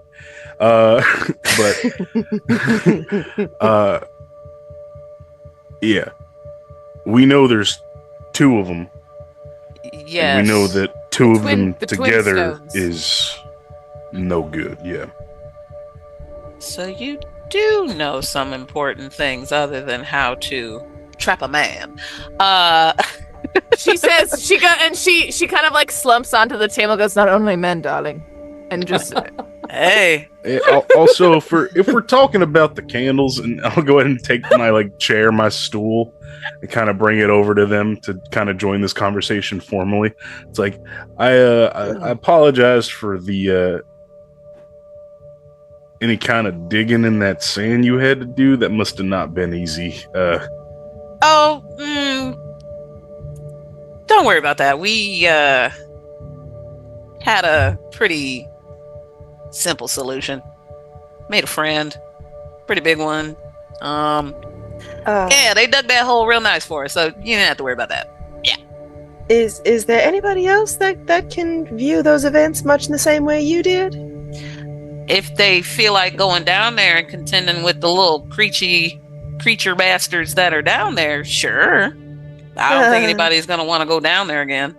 I wouldn't put it past the Nightmares is my problem. You see her, her pink complexion kind of pale to a gray. She looks white and gray at the moment. She's like, there's evidence. That's not good. We left evidence, Brash. Yeah. That's not good. Yeah. That's... Honestly, I feel like this. They've got all the cards right now. And that bitch ass sister of that bitch ass Lucas, she got one coming too.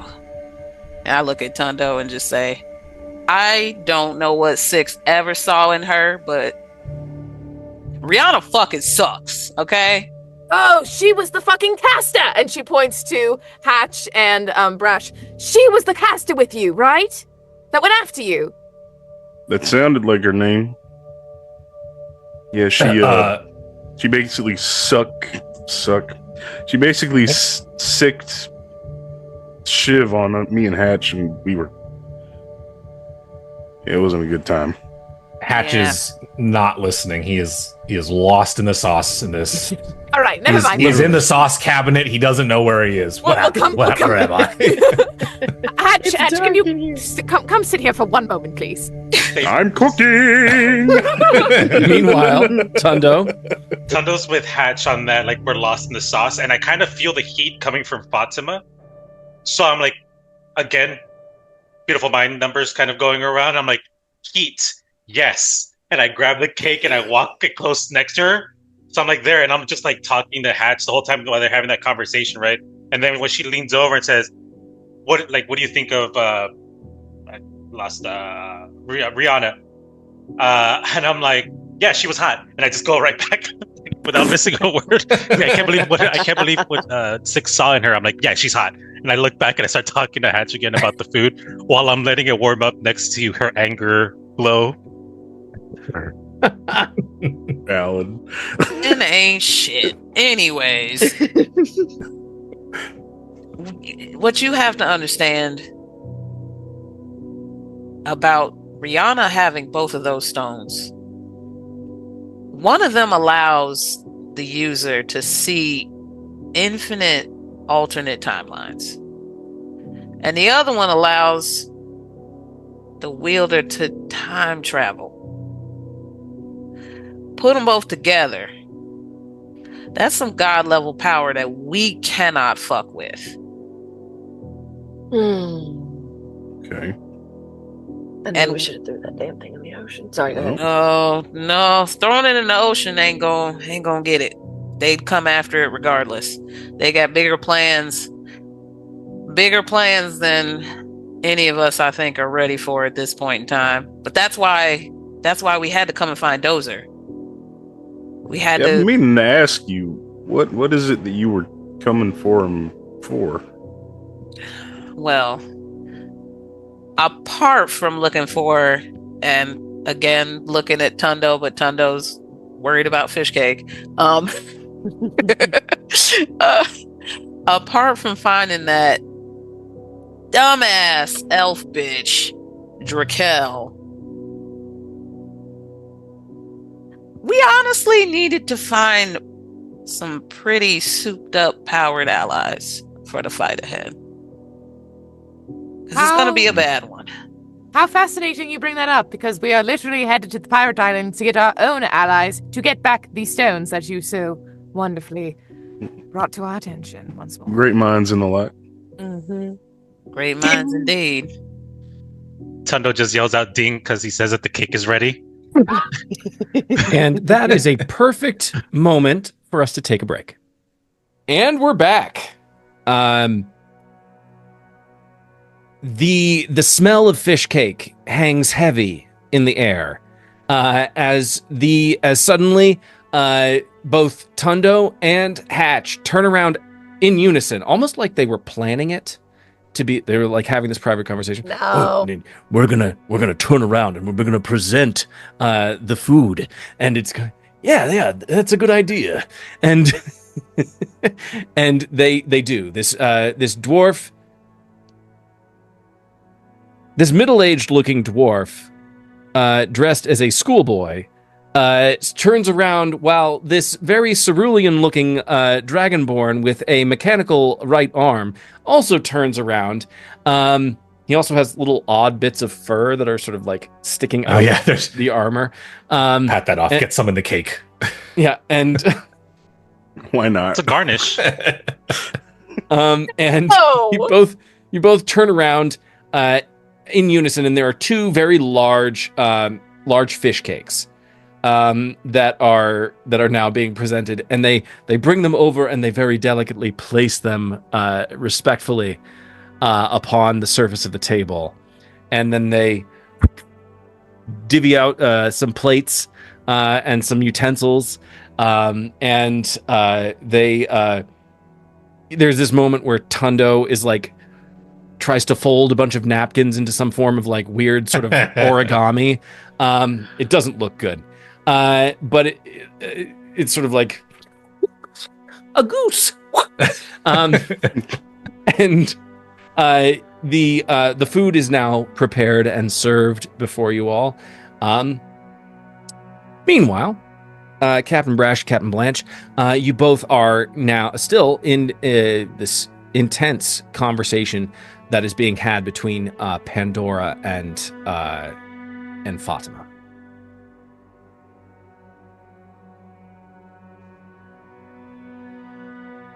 What was the last? I'm sorry, I'm trying to remember, guys. We left off where Rihanna was brought up. Yes. I believe. Yep. Rihanna was brought up. The acknowledgement that both parties are aware of a twin artifacts known as the Twin Stones, one of which has the potential to give one sight into alternate realities, alternate timelines, while the other one has the ability to grant the bearer access to those alternate timelines. And then Fatema said, yeah, and we're looking for allies, right? Because we Yes. need to get them back. And then we said, well, we're doing the same thing because we need those stones too. And that's kind of that's kind of where we left off, right? Yes. Okay.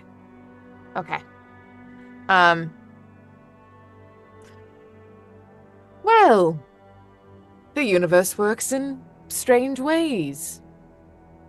Serendipitous. So, these allies you guys are after, what sort of power do they wield?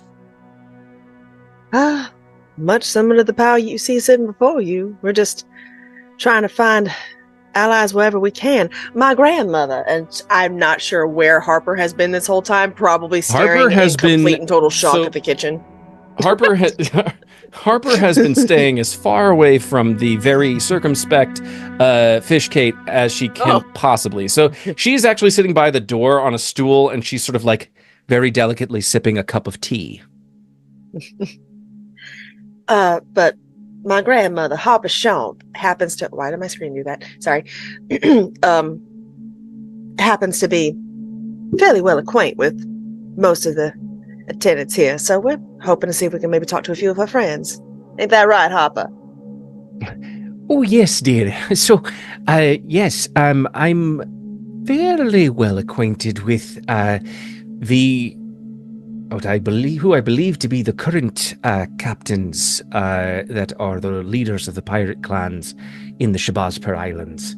I, of course, wouldn't dream of going near the Grim Talbot, but given that it's run by the Charybdis Marauders, but the pirate clans, the other pirate clans, there's the Tempest Vale, there's the HARETRIGGER Horde, and she says this with a certain degree of pride, as it hasn't been said yet, but the HARETRIGGER Horde, it is possible that Harper Champ was one of the original founders of the HARETRIGGER Horde. There is, of course, the Blood-Tide Butchers, the Snickering Shadows, the Infernal Fleet, the Ironbeard clan, and last but definitely not least is the Grim Fang Raiders. And amongst their arsenal, if you happen to know, would they possess magic or silvered weapons? Oh, that is an excellent question. I don't know. Of course, in pirates being what we are, there's always time for pillaging and thieving and privateering all over the coasts of the many different kingdoms. So I'm sure that there are members of the clan that definitely possess magical weapons. I don't know the current status of the arsenal that they have at their disposal. Why, if you don't mind me asking, Fatema, why do they have to be silvered? Because the hordes that we'll be going up against are pretty tough to take out. No. Captain?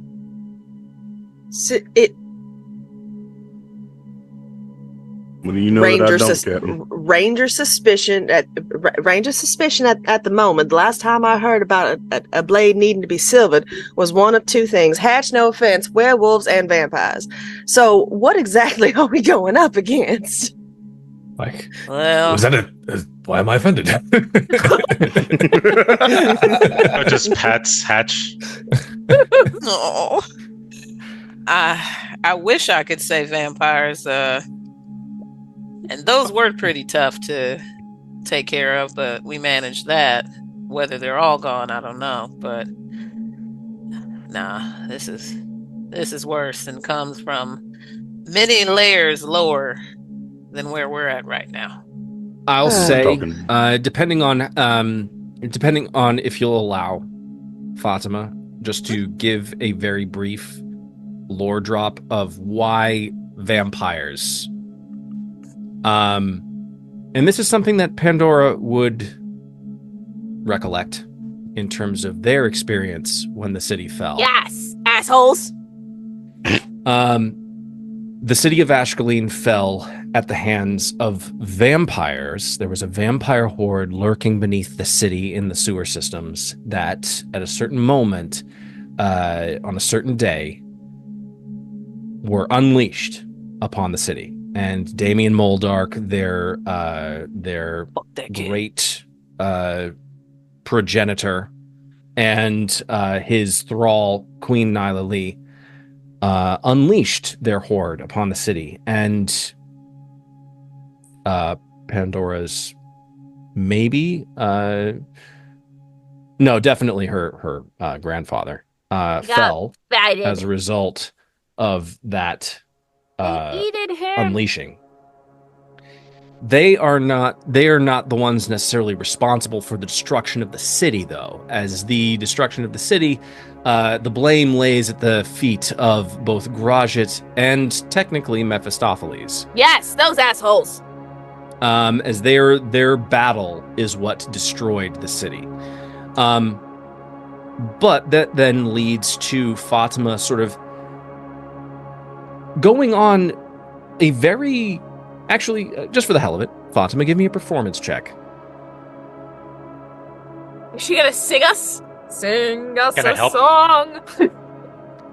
Sure, I'll say. I love you for that. Thank you. Thank you so much. Not enough people appreciate Outlander, okay? Oh, listen! Girl, I was reading that in high school. I love that shit. Baby. Jesus. 22. 22. On a 22, the loot comes undone, and Fatima begins to weave a tale. Brash, you are suddenly wrapped in this moment as you suddenly see a kindred flame, a kindred soul, spirit, who is able to weave an incredible tale of adventure and loss, goals achieved, enemies slain, friends brought back from the hells, from death itself.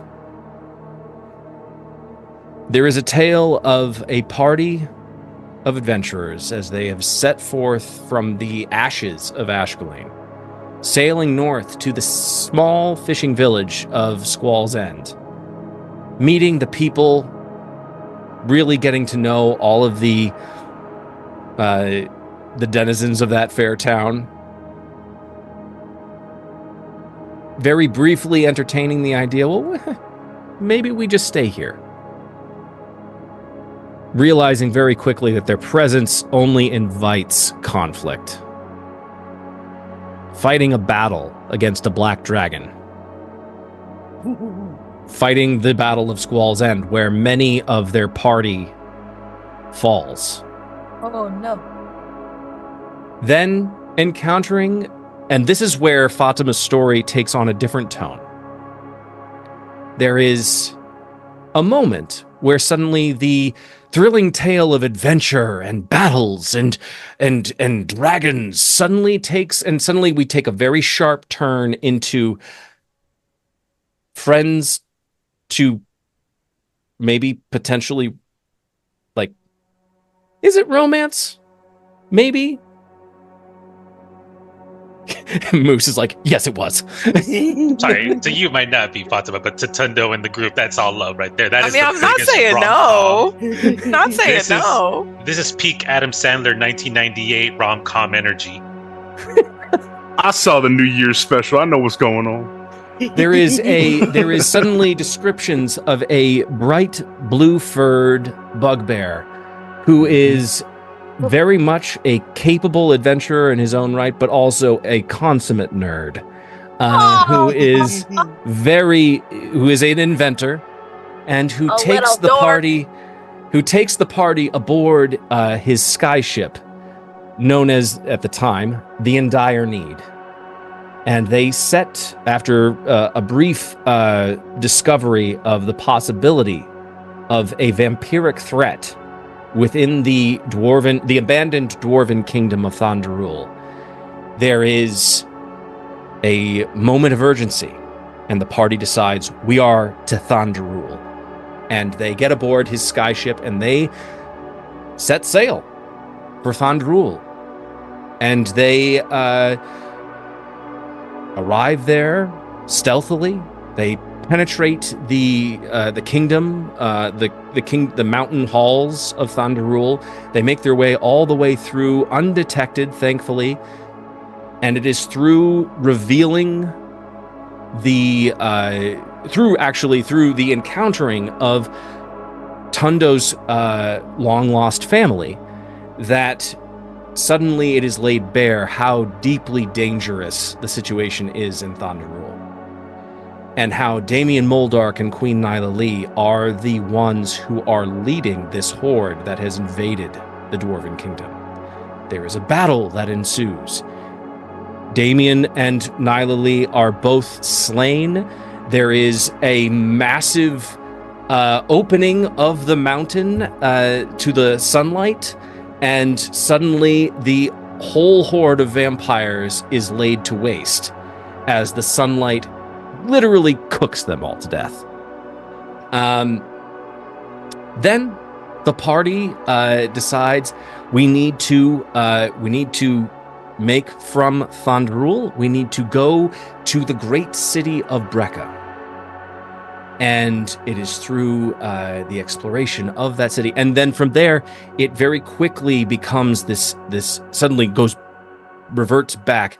Very briefly, though, at the end of the Thondarul epic saga, there is this very sad moment where Reqsuza, the bugbear, says goodbye to Fatima, but not without a parting gift. And it is the renaming of his ship to Fatima's Waltz, which is also a reference to a dance that they shared. And Shut the fuck up, that's adorable! That's really good. Telling you, man, I was out here tearing up in Thunderrule. So would you call that a romance? Yes. Who fucking knows? They then make for Brecca. They teleport there with the newly acquired Axe of the Dwarvish Lords. They then go through many, many different adventures all around Brecca, even dipping into the Feywild at one time, coming back from the Feywild, and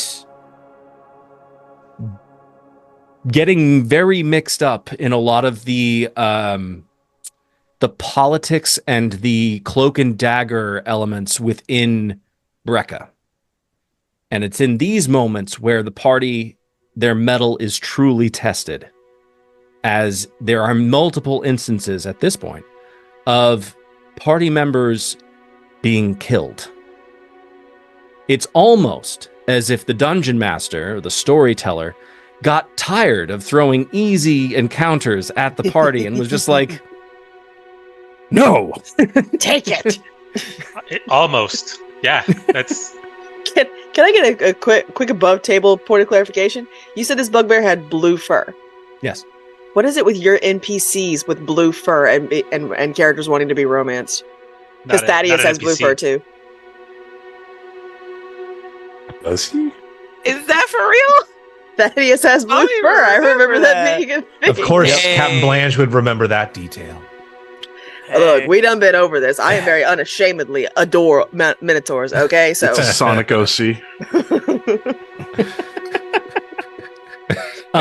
Gotta go fast. It is after the this final chord that tells the tale where it tells the tale of the fall of the Silk Sensations and the destruction of a place that the party had called home. And is there any flavor that you would like to add, Fatima, to this, to your story, to the party's adventures? With one final lingering twang, she lets the note die, and then she just says, "And that's why you don't kill a fucking fire genasi from hell, goddammit, because she'll come back and fry your ass." Lesson learned, kiddos. Yeah. We've been through some shit. Brash can't help it. He stands up, shoves the table away, and immediately just goes. Oh, thank you. Tundo runs to the table to make sure that the cake doesn't fall, so he's just like. As soon as the Silk Sensations 2 is back up, I will have a formal residency there, so you can come through anytime. We already have plans for merchandise, and we're gonna start a fan club. I got a big, hefty, crazy question to ask you. Whenever we get around to that, I need to be able to play with you. I have a friend who's probably still in Brecca. I think Florencia. If I can get you, she's real dope. I know, right? She's amazing.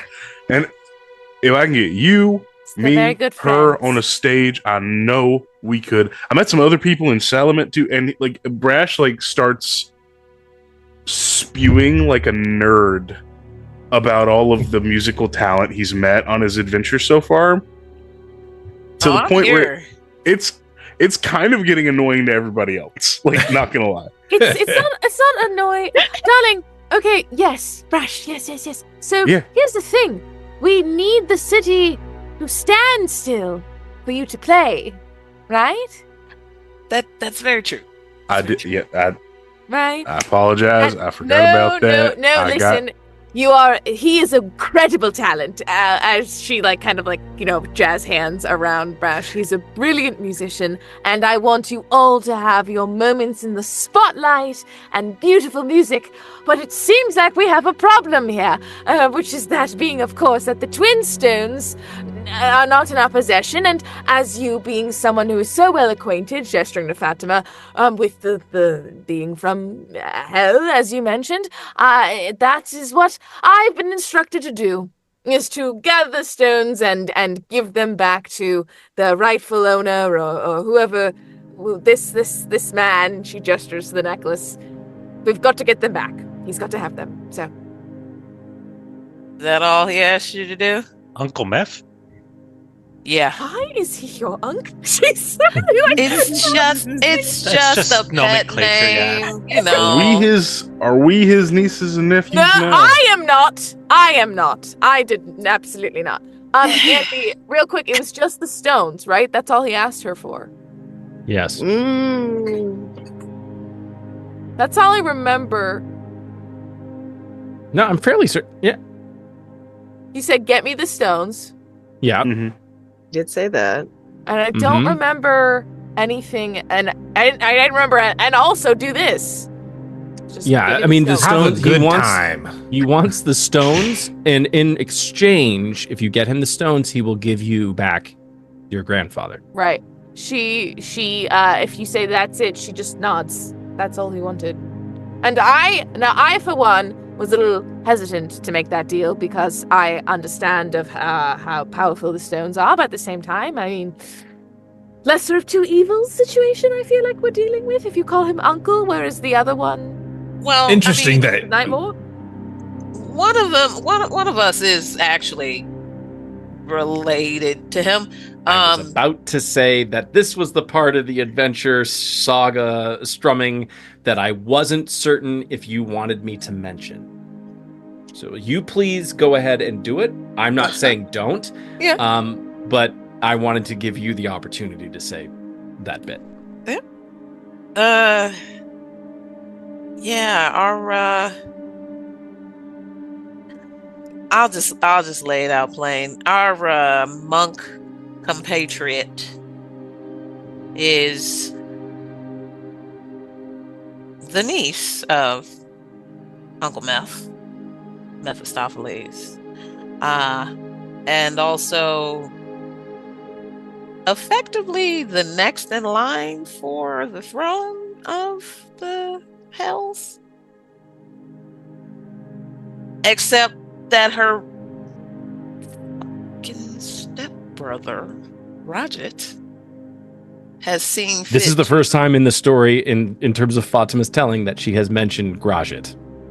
I'm sorry. Lord Nightmore? Is this... What?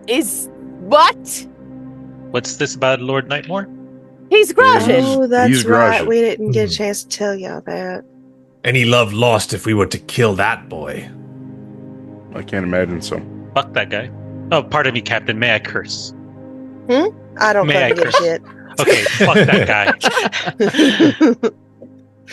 Yeah, That is a heartily agreed sentiment. Fuck Nah, that guy. I'd call him a cunt, but he lacks both the warmth and the depth. you know. And he's nowhere near as strong, darling. Please don't give him anything of that.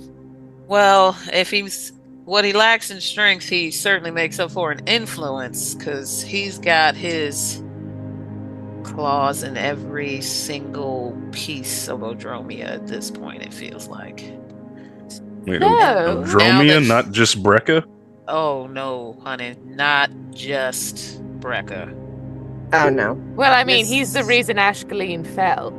And he's also going to be the reason why the Hells will be rearranged such that everything above it will be a part of it, and chaos. And you feel the warmth on her getting hotter, progressively hotter. Chaos will reign if he is to be crowned. So what you're saying is, as she's attempting, she takes out her handkerchief and kind of like blows it over Fatima a little bit, just to like kind of try to like, she's fanning the flames, but she's trying to make them die.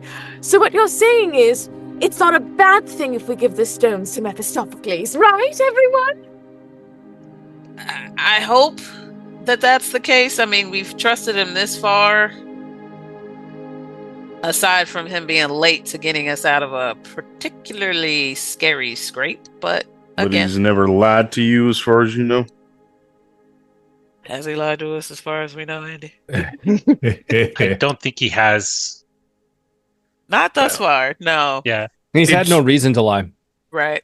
It will be Just- difficult to crown Lord Nightmore if he does not have a head. I like where yours is Here. at.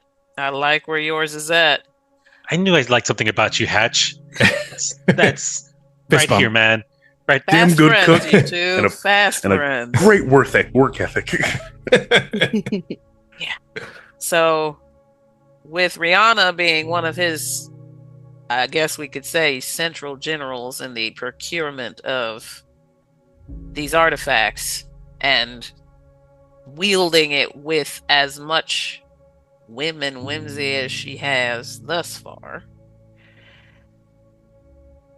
I'd say if we don't move fast, we are fucked. Well, do you know our plans? That is why we're here at the Shabazpur Isles. You were looking for allies yourself. What progress have you made on that front? And she has to stifle not only the heat she's already generated, which she's trying to slowly bring back into herself, as she moves a hand off of the table and you see a scorch mark left behind. Oh, that'll buff right out. And she says, well, apart from having been dead now twice in I don't know, less than a couple of weeks, and putting all of these pieces together on top of the pieces you've added to the puzzle, we're just getting started with this. At least this part of the journey. And the faster we amass a squad, the better. Well, we do have one strong ally, right, everyone? As she looks around the table, she's just in the bag. Oh.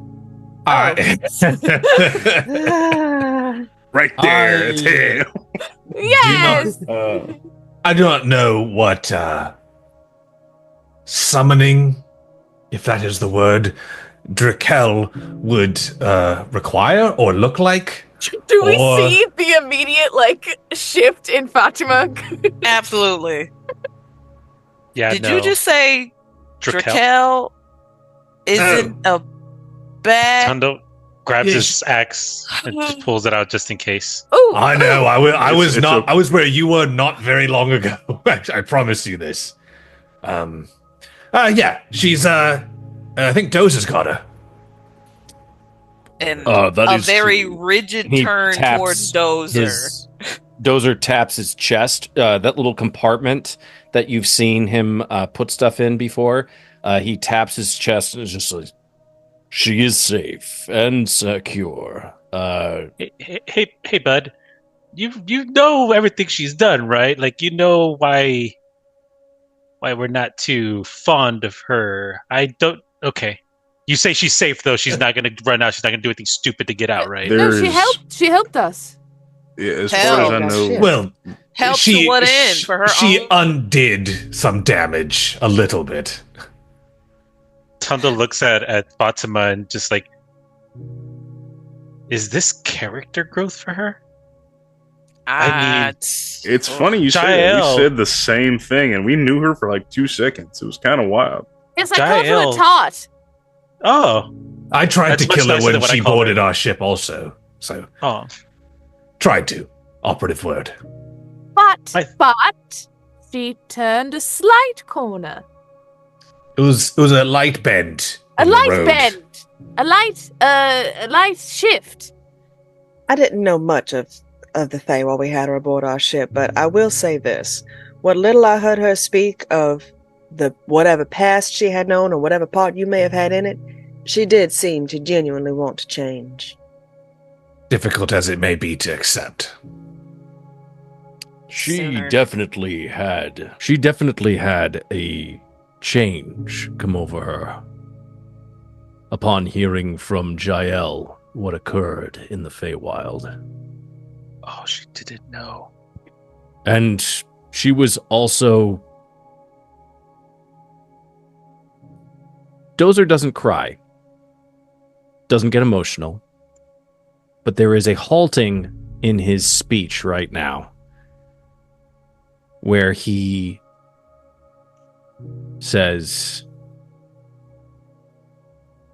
she is the reason that Felix is still with us. On the mention of his name, Felix, just the tiny little otter, just was like, and just disappears suddenly and then reappears on Tundo's shoulder. Tundo gives him a little fist bump. Buddy. Hey, bud. It's good to see you again. Tundo's like stifling a tear. He looks at Dozer and just says, all right, bud. If you trust her, and it seems like Jael trusts her, I could see myself opening up to the fact that she may have changed. Because we saw some shit in the Feywild. You remember that? We definitely saw our fair share. Changing. In the process. Well, I mean, she's got plenty of time to think about it. It's not as though she can really go anywhere. Oh, that's good. She deserves a little time in a pocket dimension fighting for her life. We got anybody in there doing any of that? Yeah, just taking one to her? The exchange was because she had trapped my people in there. The town where I lived was trapped in that bag, and Oh, I guess there was some kind of exchange. She's in it now, and my town is back in place. That So- explains the darkness that I saw when I tried to scry on her. Exactly. There is nobody there, put the screws to her or anything, but she's alone in there. Its own kind of torture, I suppose, if that's There's a lot what you're hoping of for. time to think.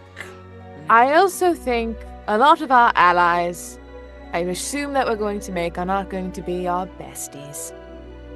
Right? That's true as well. I was hoping for that.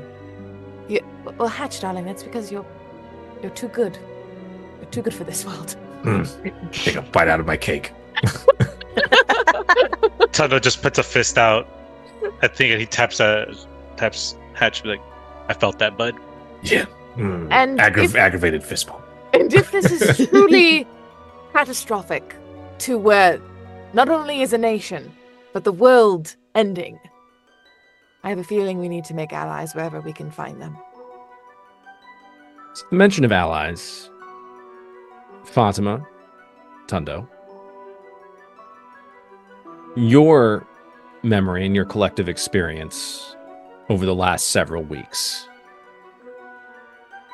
you actually have acquired some allies.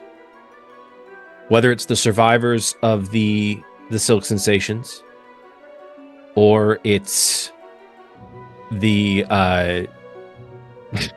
the survivors, the refugees that you got through from the Feywild into the material plane. There is the Sixth Clan. There is also Tundo's family in Thondarul. There is also the small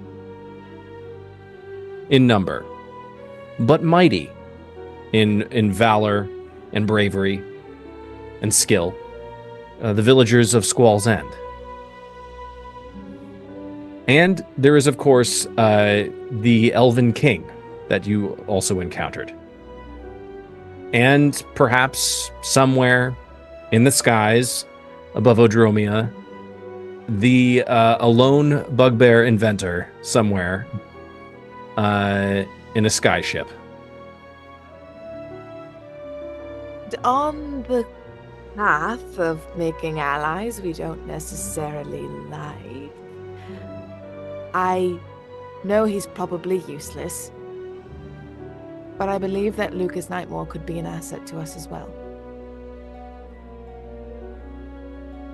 Apart from wringing him dry for every piece of information he knows. Sure, maybe. Tundo hears Fatema say that, and he looks at her and is like, how do you think Six will take it? I mean, he's already got one in for his sister.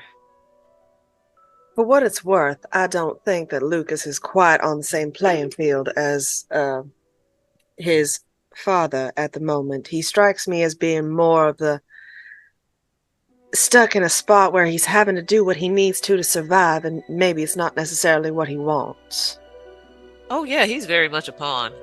He's a trapped rat, if you will, because whatever manipulations and machinations have been underway thus far, he's not a power player amongst those in the Nightmare group.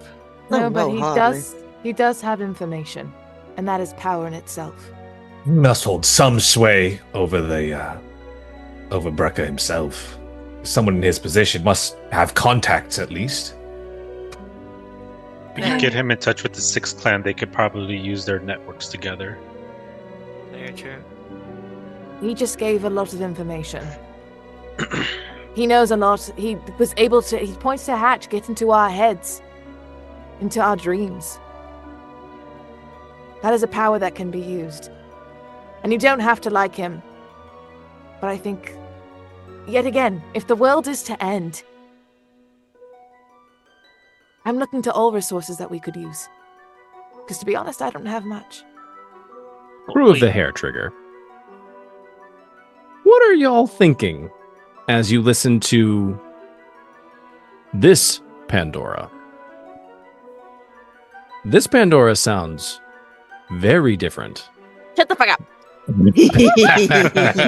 This Pandora sounds very different, does not sound like the putting on airs, does not sound like the overly dramatic person, also doesn't sound like the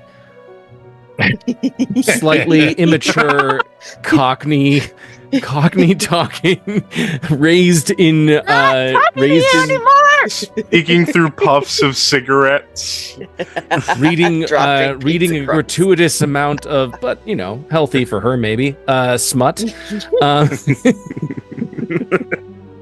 There's no such thing as gratuitous when it comes to smut. We all know that. There we go. Preach, brother. This is a sex-positive game. Sex-positive game.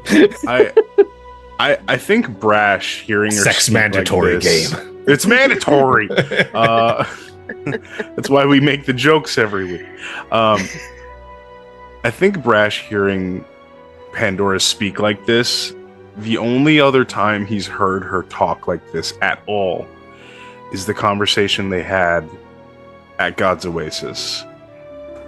So this isn't brand new to him, but it is still like staggering that this level of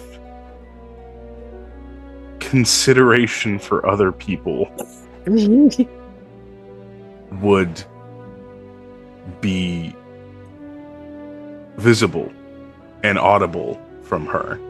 And I think when she first started talking about Lucas in this moment, he like rolled his eyes, expecting like a "I gotta go save my boyfriend" thing. But the plan she's proposed is actually not without merit in his eyes. There could be use for a worm or a mole in Grajit's operation, and semi-begrudgingly but semi-proud, he will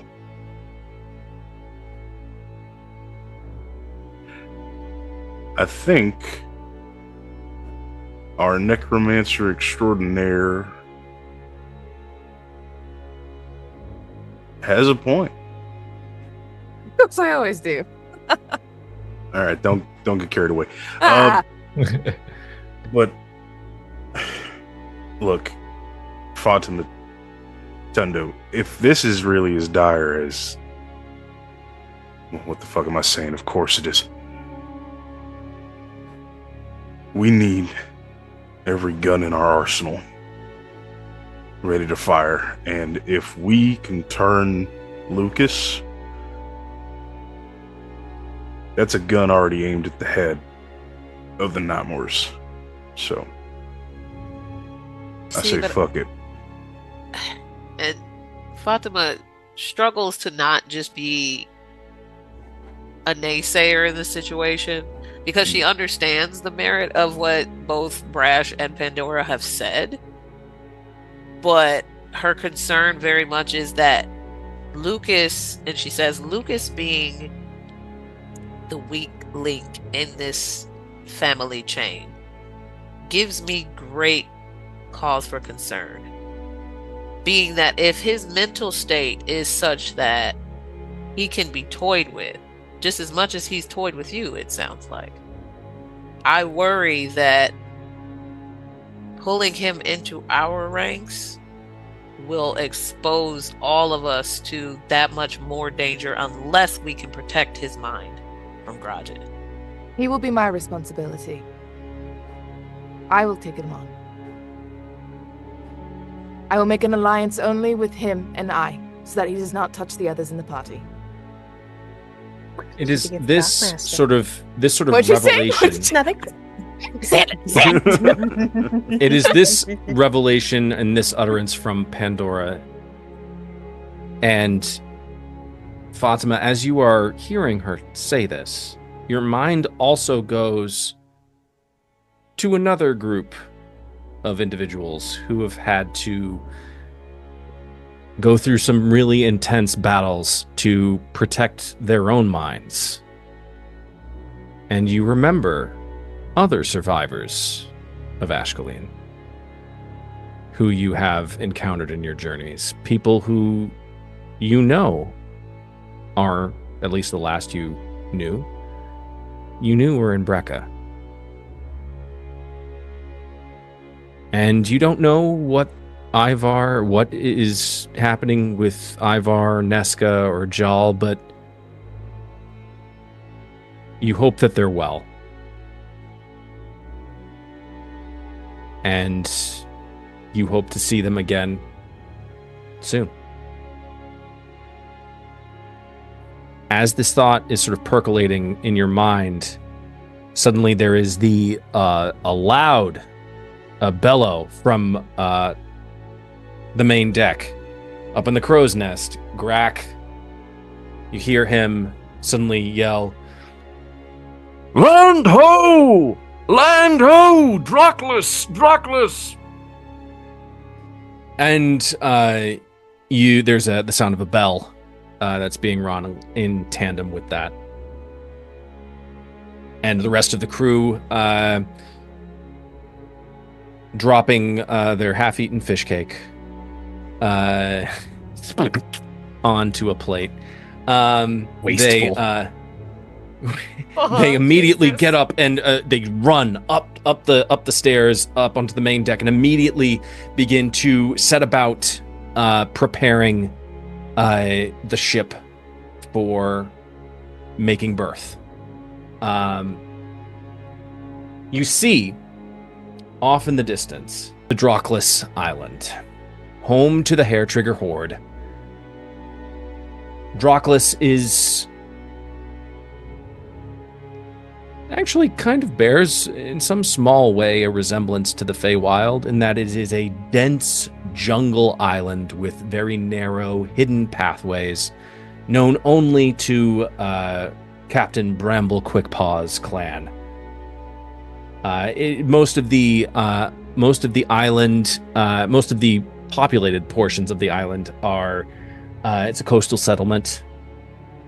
But there is, at least according to the pirate crew, the HARETRIGGER horde, there is an actual hoard of treasure that is somewhere beneath some in the center of the island, beneath some volcanic bedrock. Are you all making your way to the main deck?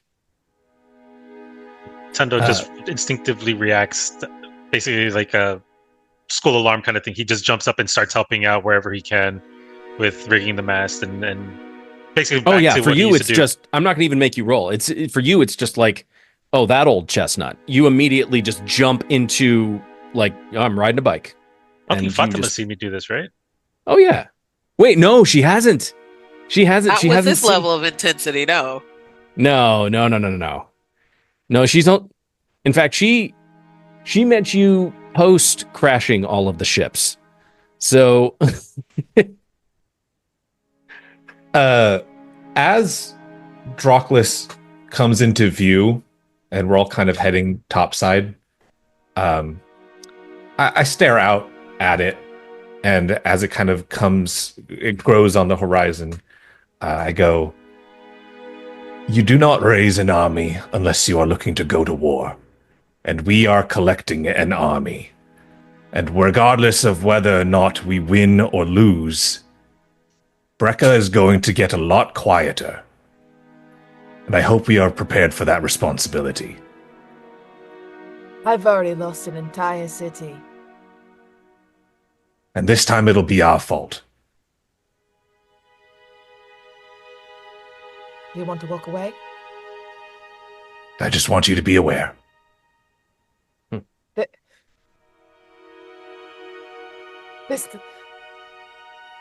We are aiming at the head to remove the crown, but we are forgetting all the things that we will step on to get there. I was what was stepped on. And she's starting to get actually very emotional, and she pulls it in and goes, "It's fine." Spent a long time blaming myself for death. No more. If if Odromia were to fall, under no circumstances do you bear that weight, Hatch, or any of you. Considering I'm beholden to a tall blue drink of water that is in no regard giving any fucks about my well-being, save that of being capable of protecting the rightful heir to the throne, I'll do whatever it takes. And as long as there are people who are willing to follow in that same thread,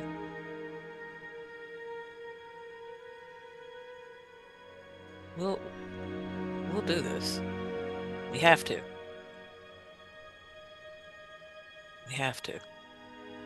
And you see, kind of nervously, in a similar fashion that if Tundo ever watched Fatema closely in moments of anxiety, she once flipped a coin through her fingers, but now she simply turns a ring, not the one of emeralds, but the other on the opposite hand. More heat coming off of her body. The anxiety showing very much in contemplating mortality and the amount of times that she has met with it and returned to her home, place of creation. She very much is considering how much it's going to take to pull this off, especially knowing that they're already several steps behind. But she, as she already has more than once, will lay down her life to do whatever it takes by any means necessary to make sure, if not just that Boop, our monk friend, becomes the next ruler, the very least, that Odromia remains intact. Does Tundo notice the ring that Fatima is messing with? Yeah, it's her ring. It's the ring of fire. It's the fire elemental ring. The one that has Spitfire in it. Yeah. Just to clarify, when Fatima, in terms of their explanation about Boop, who is the monk, when they're thinking about the throne, they're not thinking about a throne in Odromia. They're talking about the throne of Nessus. And the fact that Boop has been in a long journey to figure out if becoming the next ruler of the Nine Hells is actually what she wants, and what not taking the throne might actually cause, what leads from that. As you all approach the island of Draquelle, it is the topmost portion of it. It is slightly mountainous. It is the topmost portion is blanketed in a fog. You can sort of see the top of the mountain in the center of it, and then there's this fog bank, and then below there's the jungle. You see several ships crewed by a ton of Harengon. All of them varying shades of fur, various colored fur. Some of them are speckled and spotted. Some are white, like Captain Blanche and like Harper Champ. Some are just. Some have these very, very tall ears. Some of them have these very tiny little ears. Are the ships proportionate to Harengon size? No. Not tiny bunny ships? Just full on galleons and. Oh, it's also at odds and weird because Harper is a whole foot taller than me. Yeah. So yeah, she's normal size Harengon, and Captain Blanche is Are you a dwarf bunny? I take after my daddy. You all are full steam ahead, making your way. At this point, several smaller skiffs have set out from the island and are now sort of flanking your ship as you come in. And in very short order, you all find yourselves. The crew has done all of the necessary things to make anchor at the island of Draquelle.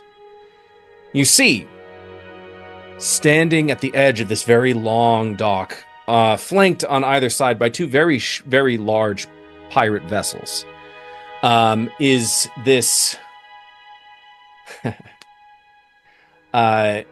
You see Captain Bramble Quickpaw. I'm obsessed with this name. Ew. Most watership down ass name. No! No watership down! You see he is wearing this very flamboyant tricorn pirate hat with this very lofty feathered plumage that is sort of coming out of it.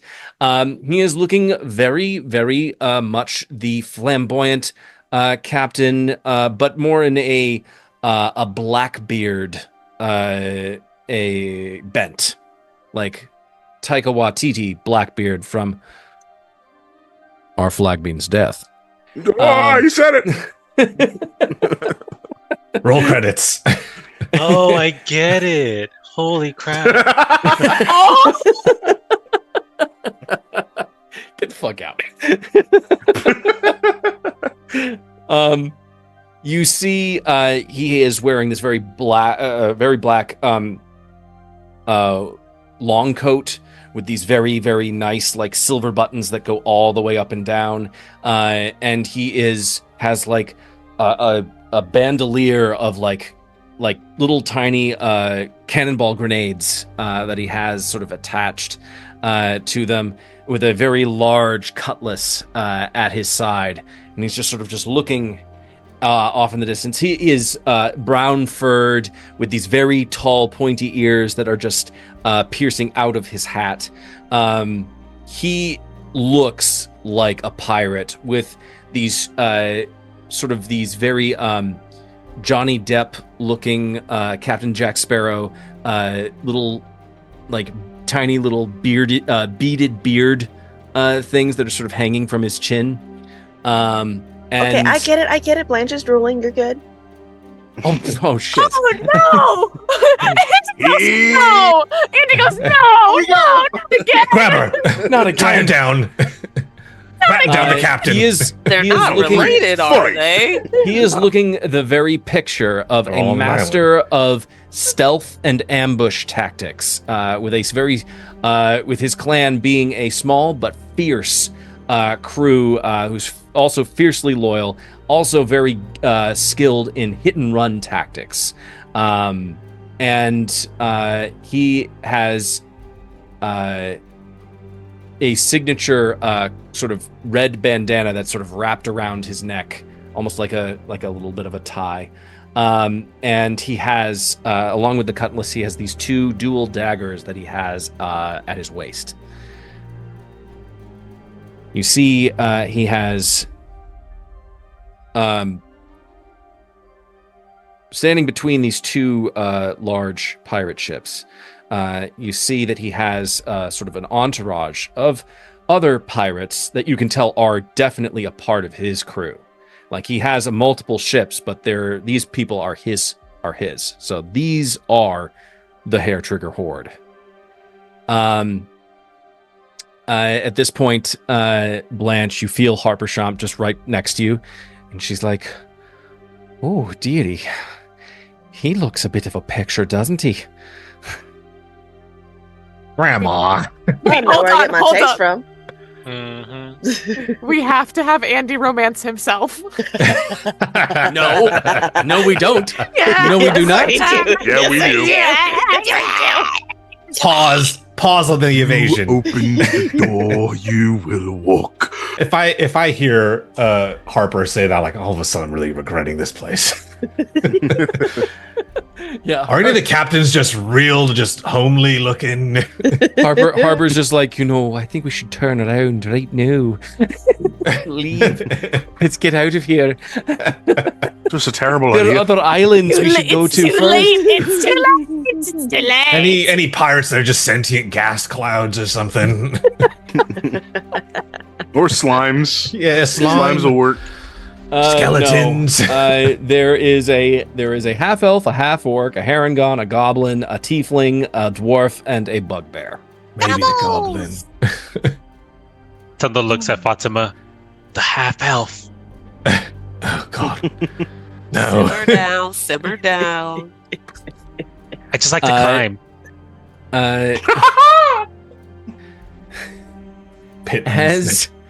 As That is you a all, petite as the ship prince. sort of comes in along the side of the dock, and immediately Yanlin and Lemegli immediately leap off of the HARETRIGGER and begin to tie off the ship, and you see the Grill drops the anchor with Telkar.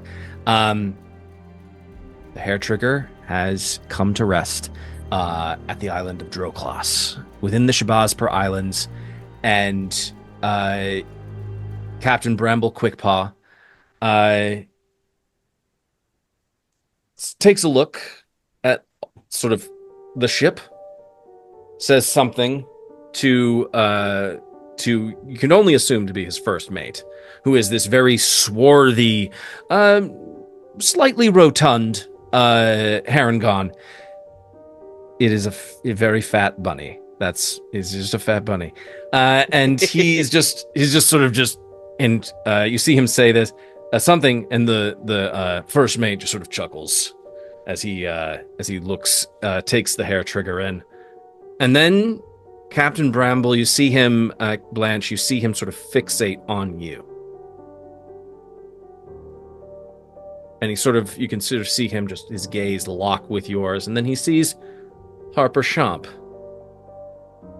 And it's this moment of, oh shit. Well, it looks like you left an impression. I mean, I retired. I left for a good reason. I was tired of dealing with the shenanigans of everyone here, and I just felt that, I just needed to get away. I thought putting him in charge was a good thing. Fatima and Tundo, as the ship finds its berth in Draquelle, you see behind, or actually it's sort of around, like the entourage of Captain Bramble. In the midst of them, there are these 7 large chests that are... Tundo, give me what's your passive perception? Passive is going to be 16. You immediately recognize the handiwork that went into carving and smelting these chests, as they appear to be very ornate dwarven make. But there's something different about them. Fatema, you also see these chests. And what is your passive perception? 18. You see there is something... There's something also written on the front of them. And you can't, at this distance, you can't quite make it out. But there appears to be some kind of writing. Captain Bramble approaches the gangplank that has been lowered from the hair-trigger to the dock. Well, I didn't expect you to be back here so soon. And he looks at Harper. He's like, "Oh, what do you mean? I feel like it's been quite a long time since I've been back here." I know. That's what I mean. Far too soon. I barely had a chance to really make an impact, you know, and, who's this? He points at you. Is your Captain ego Blanche. as fragile as your stature, sir? Harper Champ. You feel Harper just tap you on the side, just like, oh, yeah. Oh, right. you stepped in it now? Hang up, everybody. We'll try the next island.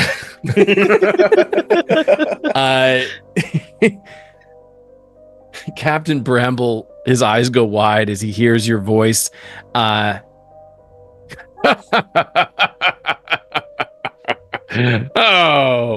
Oh, my ego needed a good bruising. Harper, this wouldn't happen to be, I don't know, a granddaughter of yours by any chance? Actually, yes, it is. This is my granddaughter, Blanche Foret of the Purpley Forlays.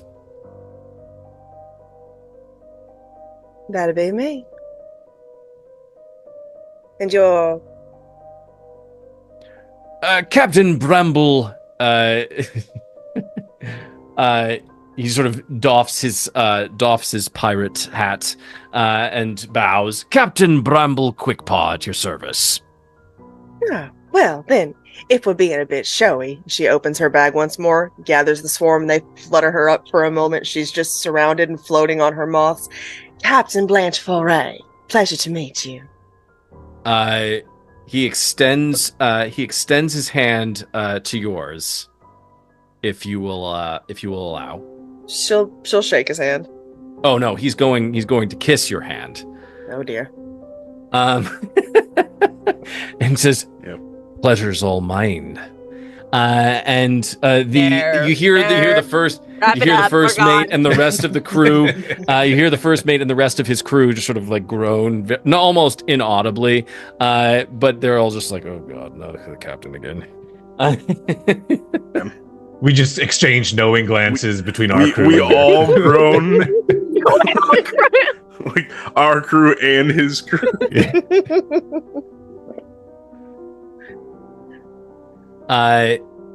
Captain Bramble just sort of takes you all in as he relinquishes Captain Blanche's paw. And he sees you Brash, he sees you Hatch, he sees Tyler, he sees Pandora, he sees all of the crew, and then he sees the two new friends that you've made in the last few hours.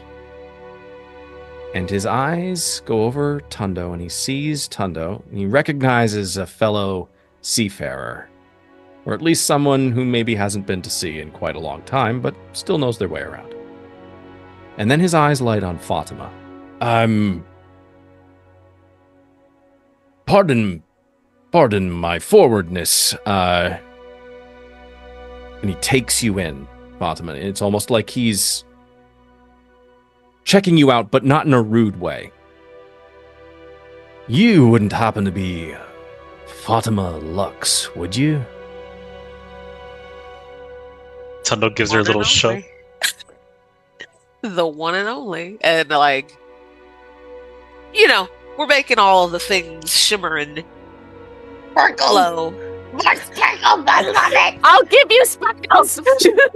I will take your sparkles, but the hot magma that is my entire body does a whole lot of its own show now. So yeah. As you do, you see his eyes go wide as he at first doesn't seem to be surprised by your initial show, but then the show gets showier and it becomes something he is marveling at because he is seeing it in person.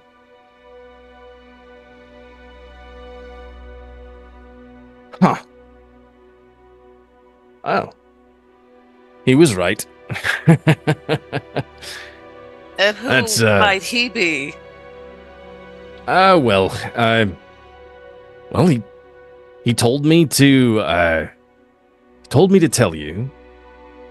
And this actually concerns you as well, and he points at you, Tundo. He told me to tell you that he was able to... He discharged his mission and has since left a gift. And he gestures over at the chests on the dock. Tundo's gone. He has that 6 mark has gotten into him already, so he's just jumped in the water. He doesn't even run, he just jumps and swims towards the land.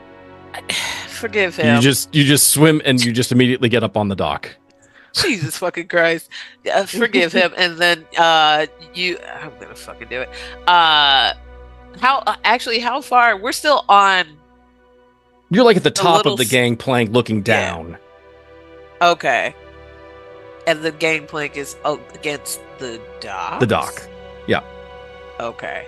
What's the distance from gangplank to chests?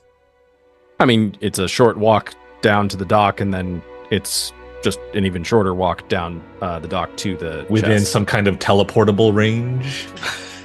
Yeah, I mean, it is within 30 feet. Okay, cool. Just to cut that little nugget. Tundo did the unnecessary thing and jumped into the water. Like, he totally did not. That is a tradition that I'm not going to lose. Hucking myself in. Fatima nods an appreciative thanks at the captain, and then Misty steps herself over to the chests, specifically the one that she kind of could tell had some writing on it, and they all have writing on them. Goes one by one to check it out. Okay.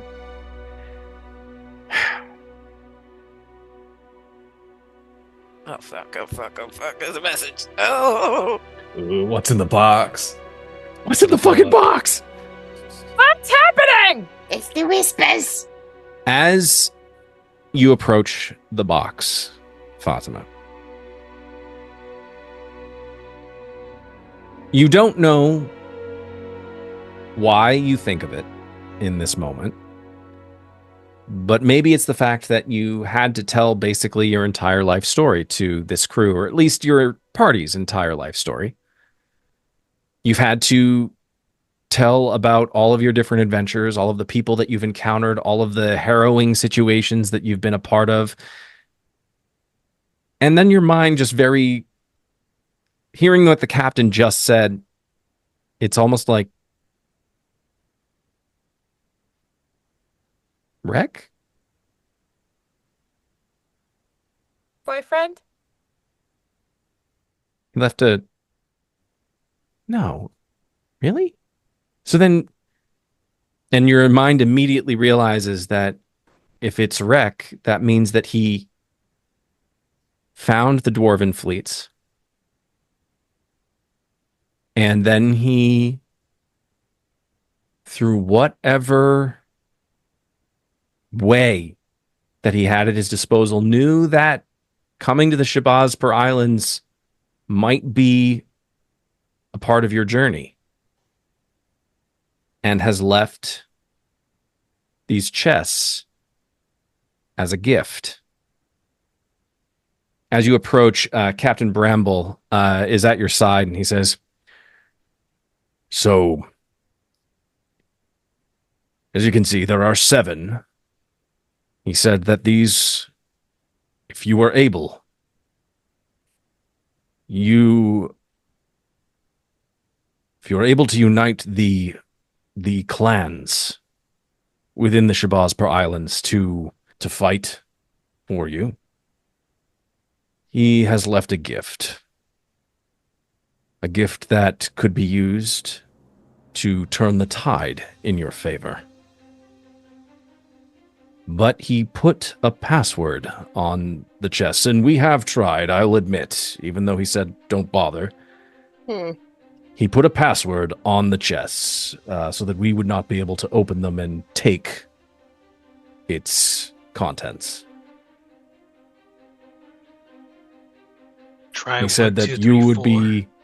He said that you would be the only one who would know what the password is. Well, the captain being next to me would see kind of a wry smile tug up at the edges of her lips as she considers what he said, and kind of not fully turns her head in his direction, and certainly not taking her eyes off the chest, but kind of shifts her head a bit and says, "How is the bugbear doing anyways?" He is well. He departed from here on a journey that he said was going to take him over a desert. But he said that you should let Tundo know that he was successful in meeting with the queen. And the dwarves know that Thondarul, at least for the moment, is safe. And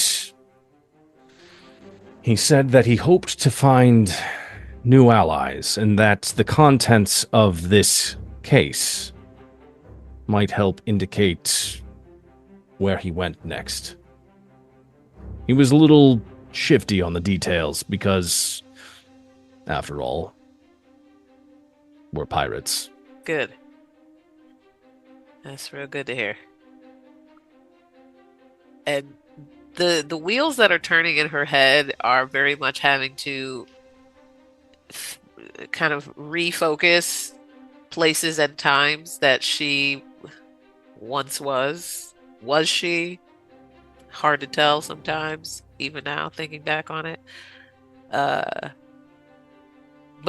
good to hear that he, 1, is still alive, and 2, is still making progress on the world's behalf.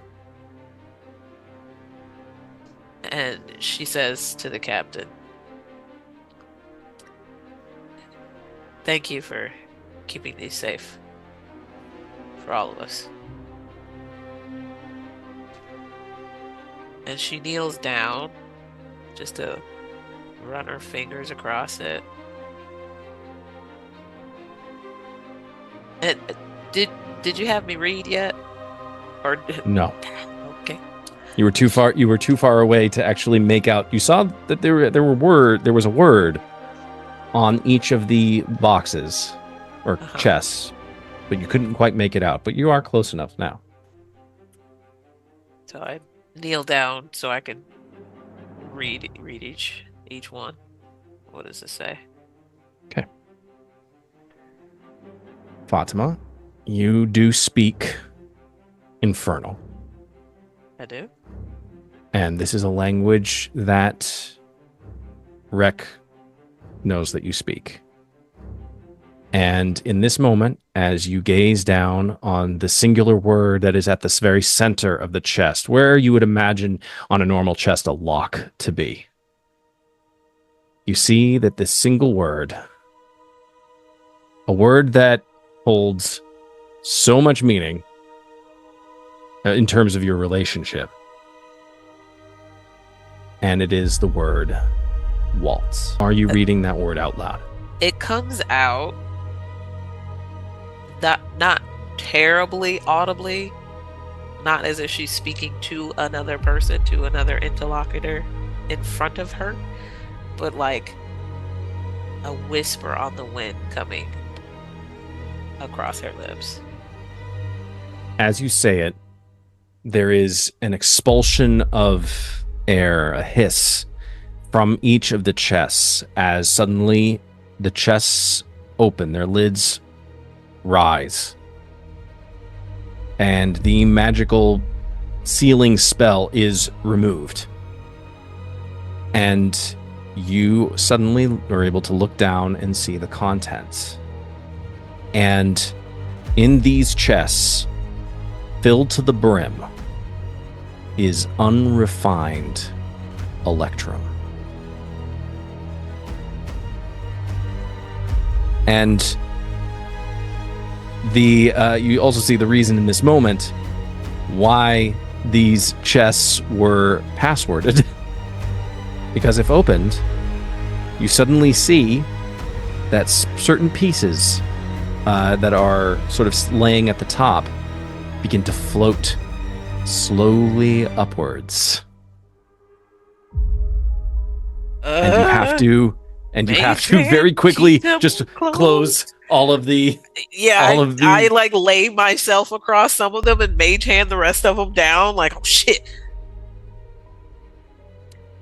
It would appear that Reqsuza, the blue-furred inventor bugbear, has left behind for each of the pirate clans the instrument, or perhaps the element that each of these clans would need to make their ships skyworthy. Fuck yeah! Excuse me. The Navy has become the Air Force. He fucking did it! He fucking did it! Awesome. Fucking did it! And that Wait a is minute. where we will leave it for tonight. What? Wait a minute. Guys, the hair trigger's gonna fly. Yo. He fucking did it! Oh man! Oh man! I think Hatch's stomach drops. Just the idea of flight, like, oh no. Oh no. Oh my god! But I just got over my fear of the deep. Yeah. Jesus. I like the middle part. The middle part of the world is nice. With the surfaces. Oh my gosh. I mean, it's not too bad in hell, but, you know, it's no Brecca. No, Relative. It's no silk sensation. This shit is getting wild. I'm Holy excited. jeepers. I'm excited. Holy jeepers, gee whiz. Gee whiz, Batman! Thank you all for watching. Please tune in next time to see what happens as we have two guests continuing for a certain number of sessions as they do their best to work with the crew of the HARETRIGGER to unite the pirate clans of the Shabazpur Islands, to bring new allies into the fold to fight a dominating evil. We love you. We hope you have a great rest of your week. And may you roll nothing but nat 20s. Love you guys. Bye. Night.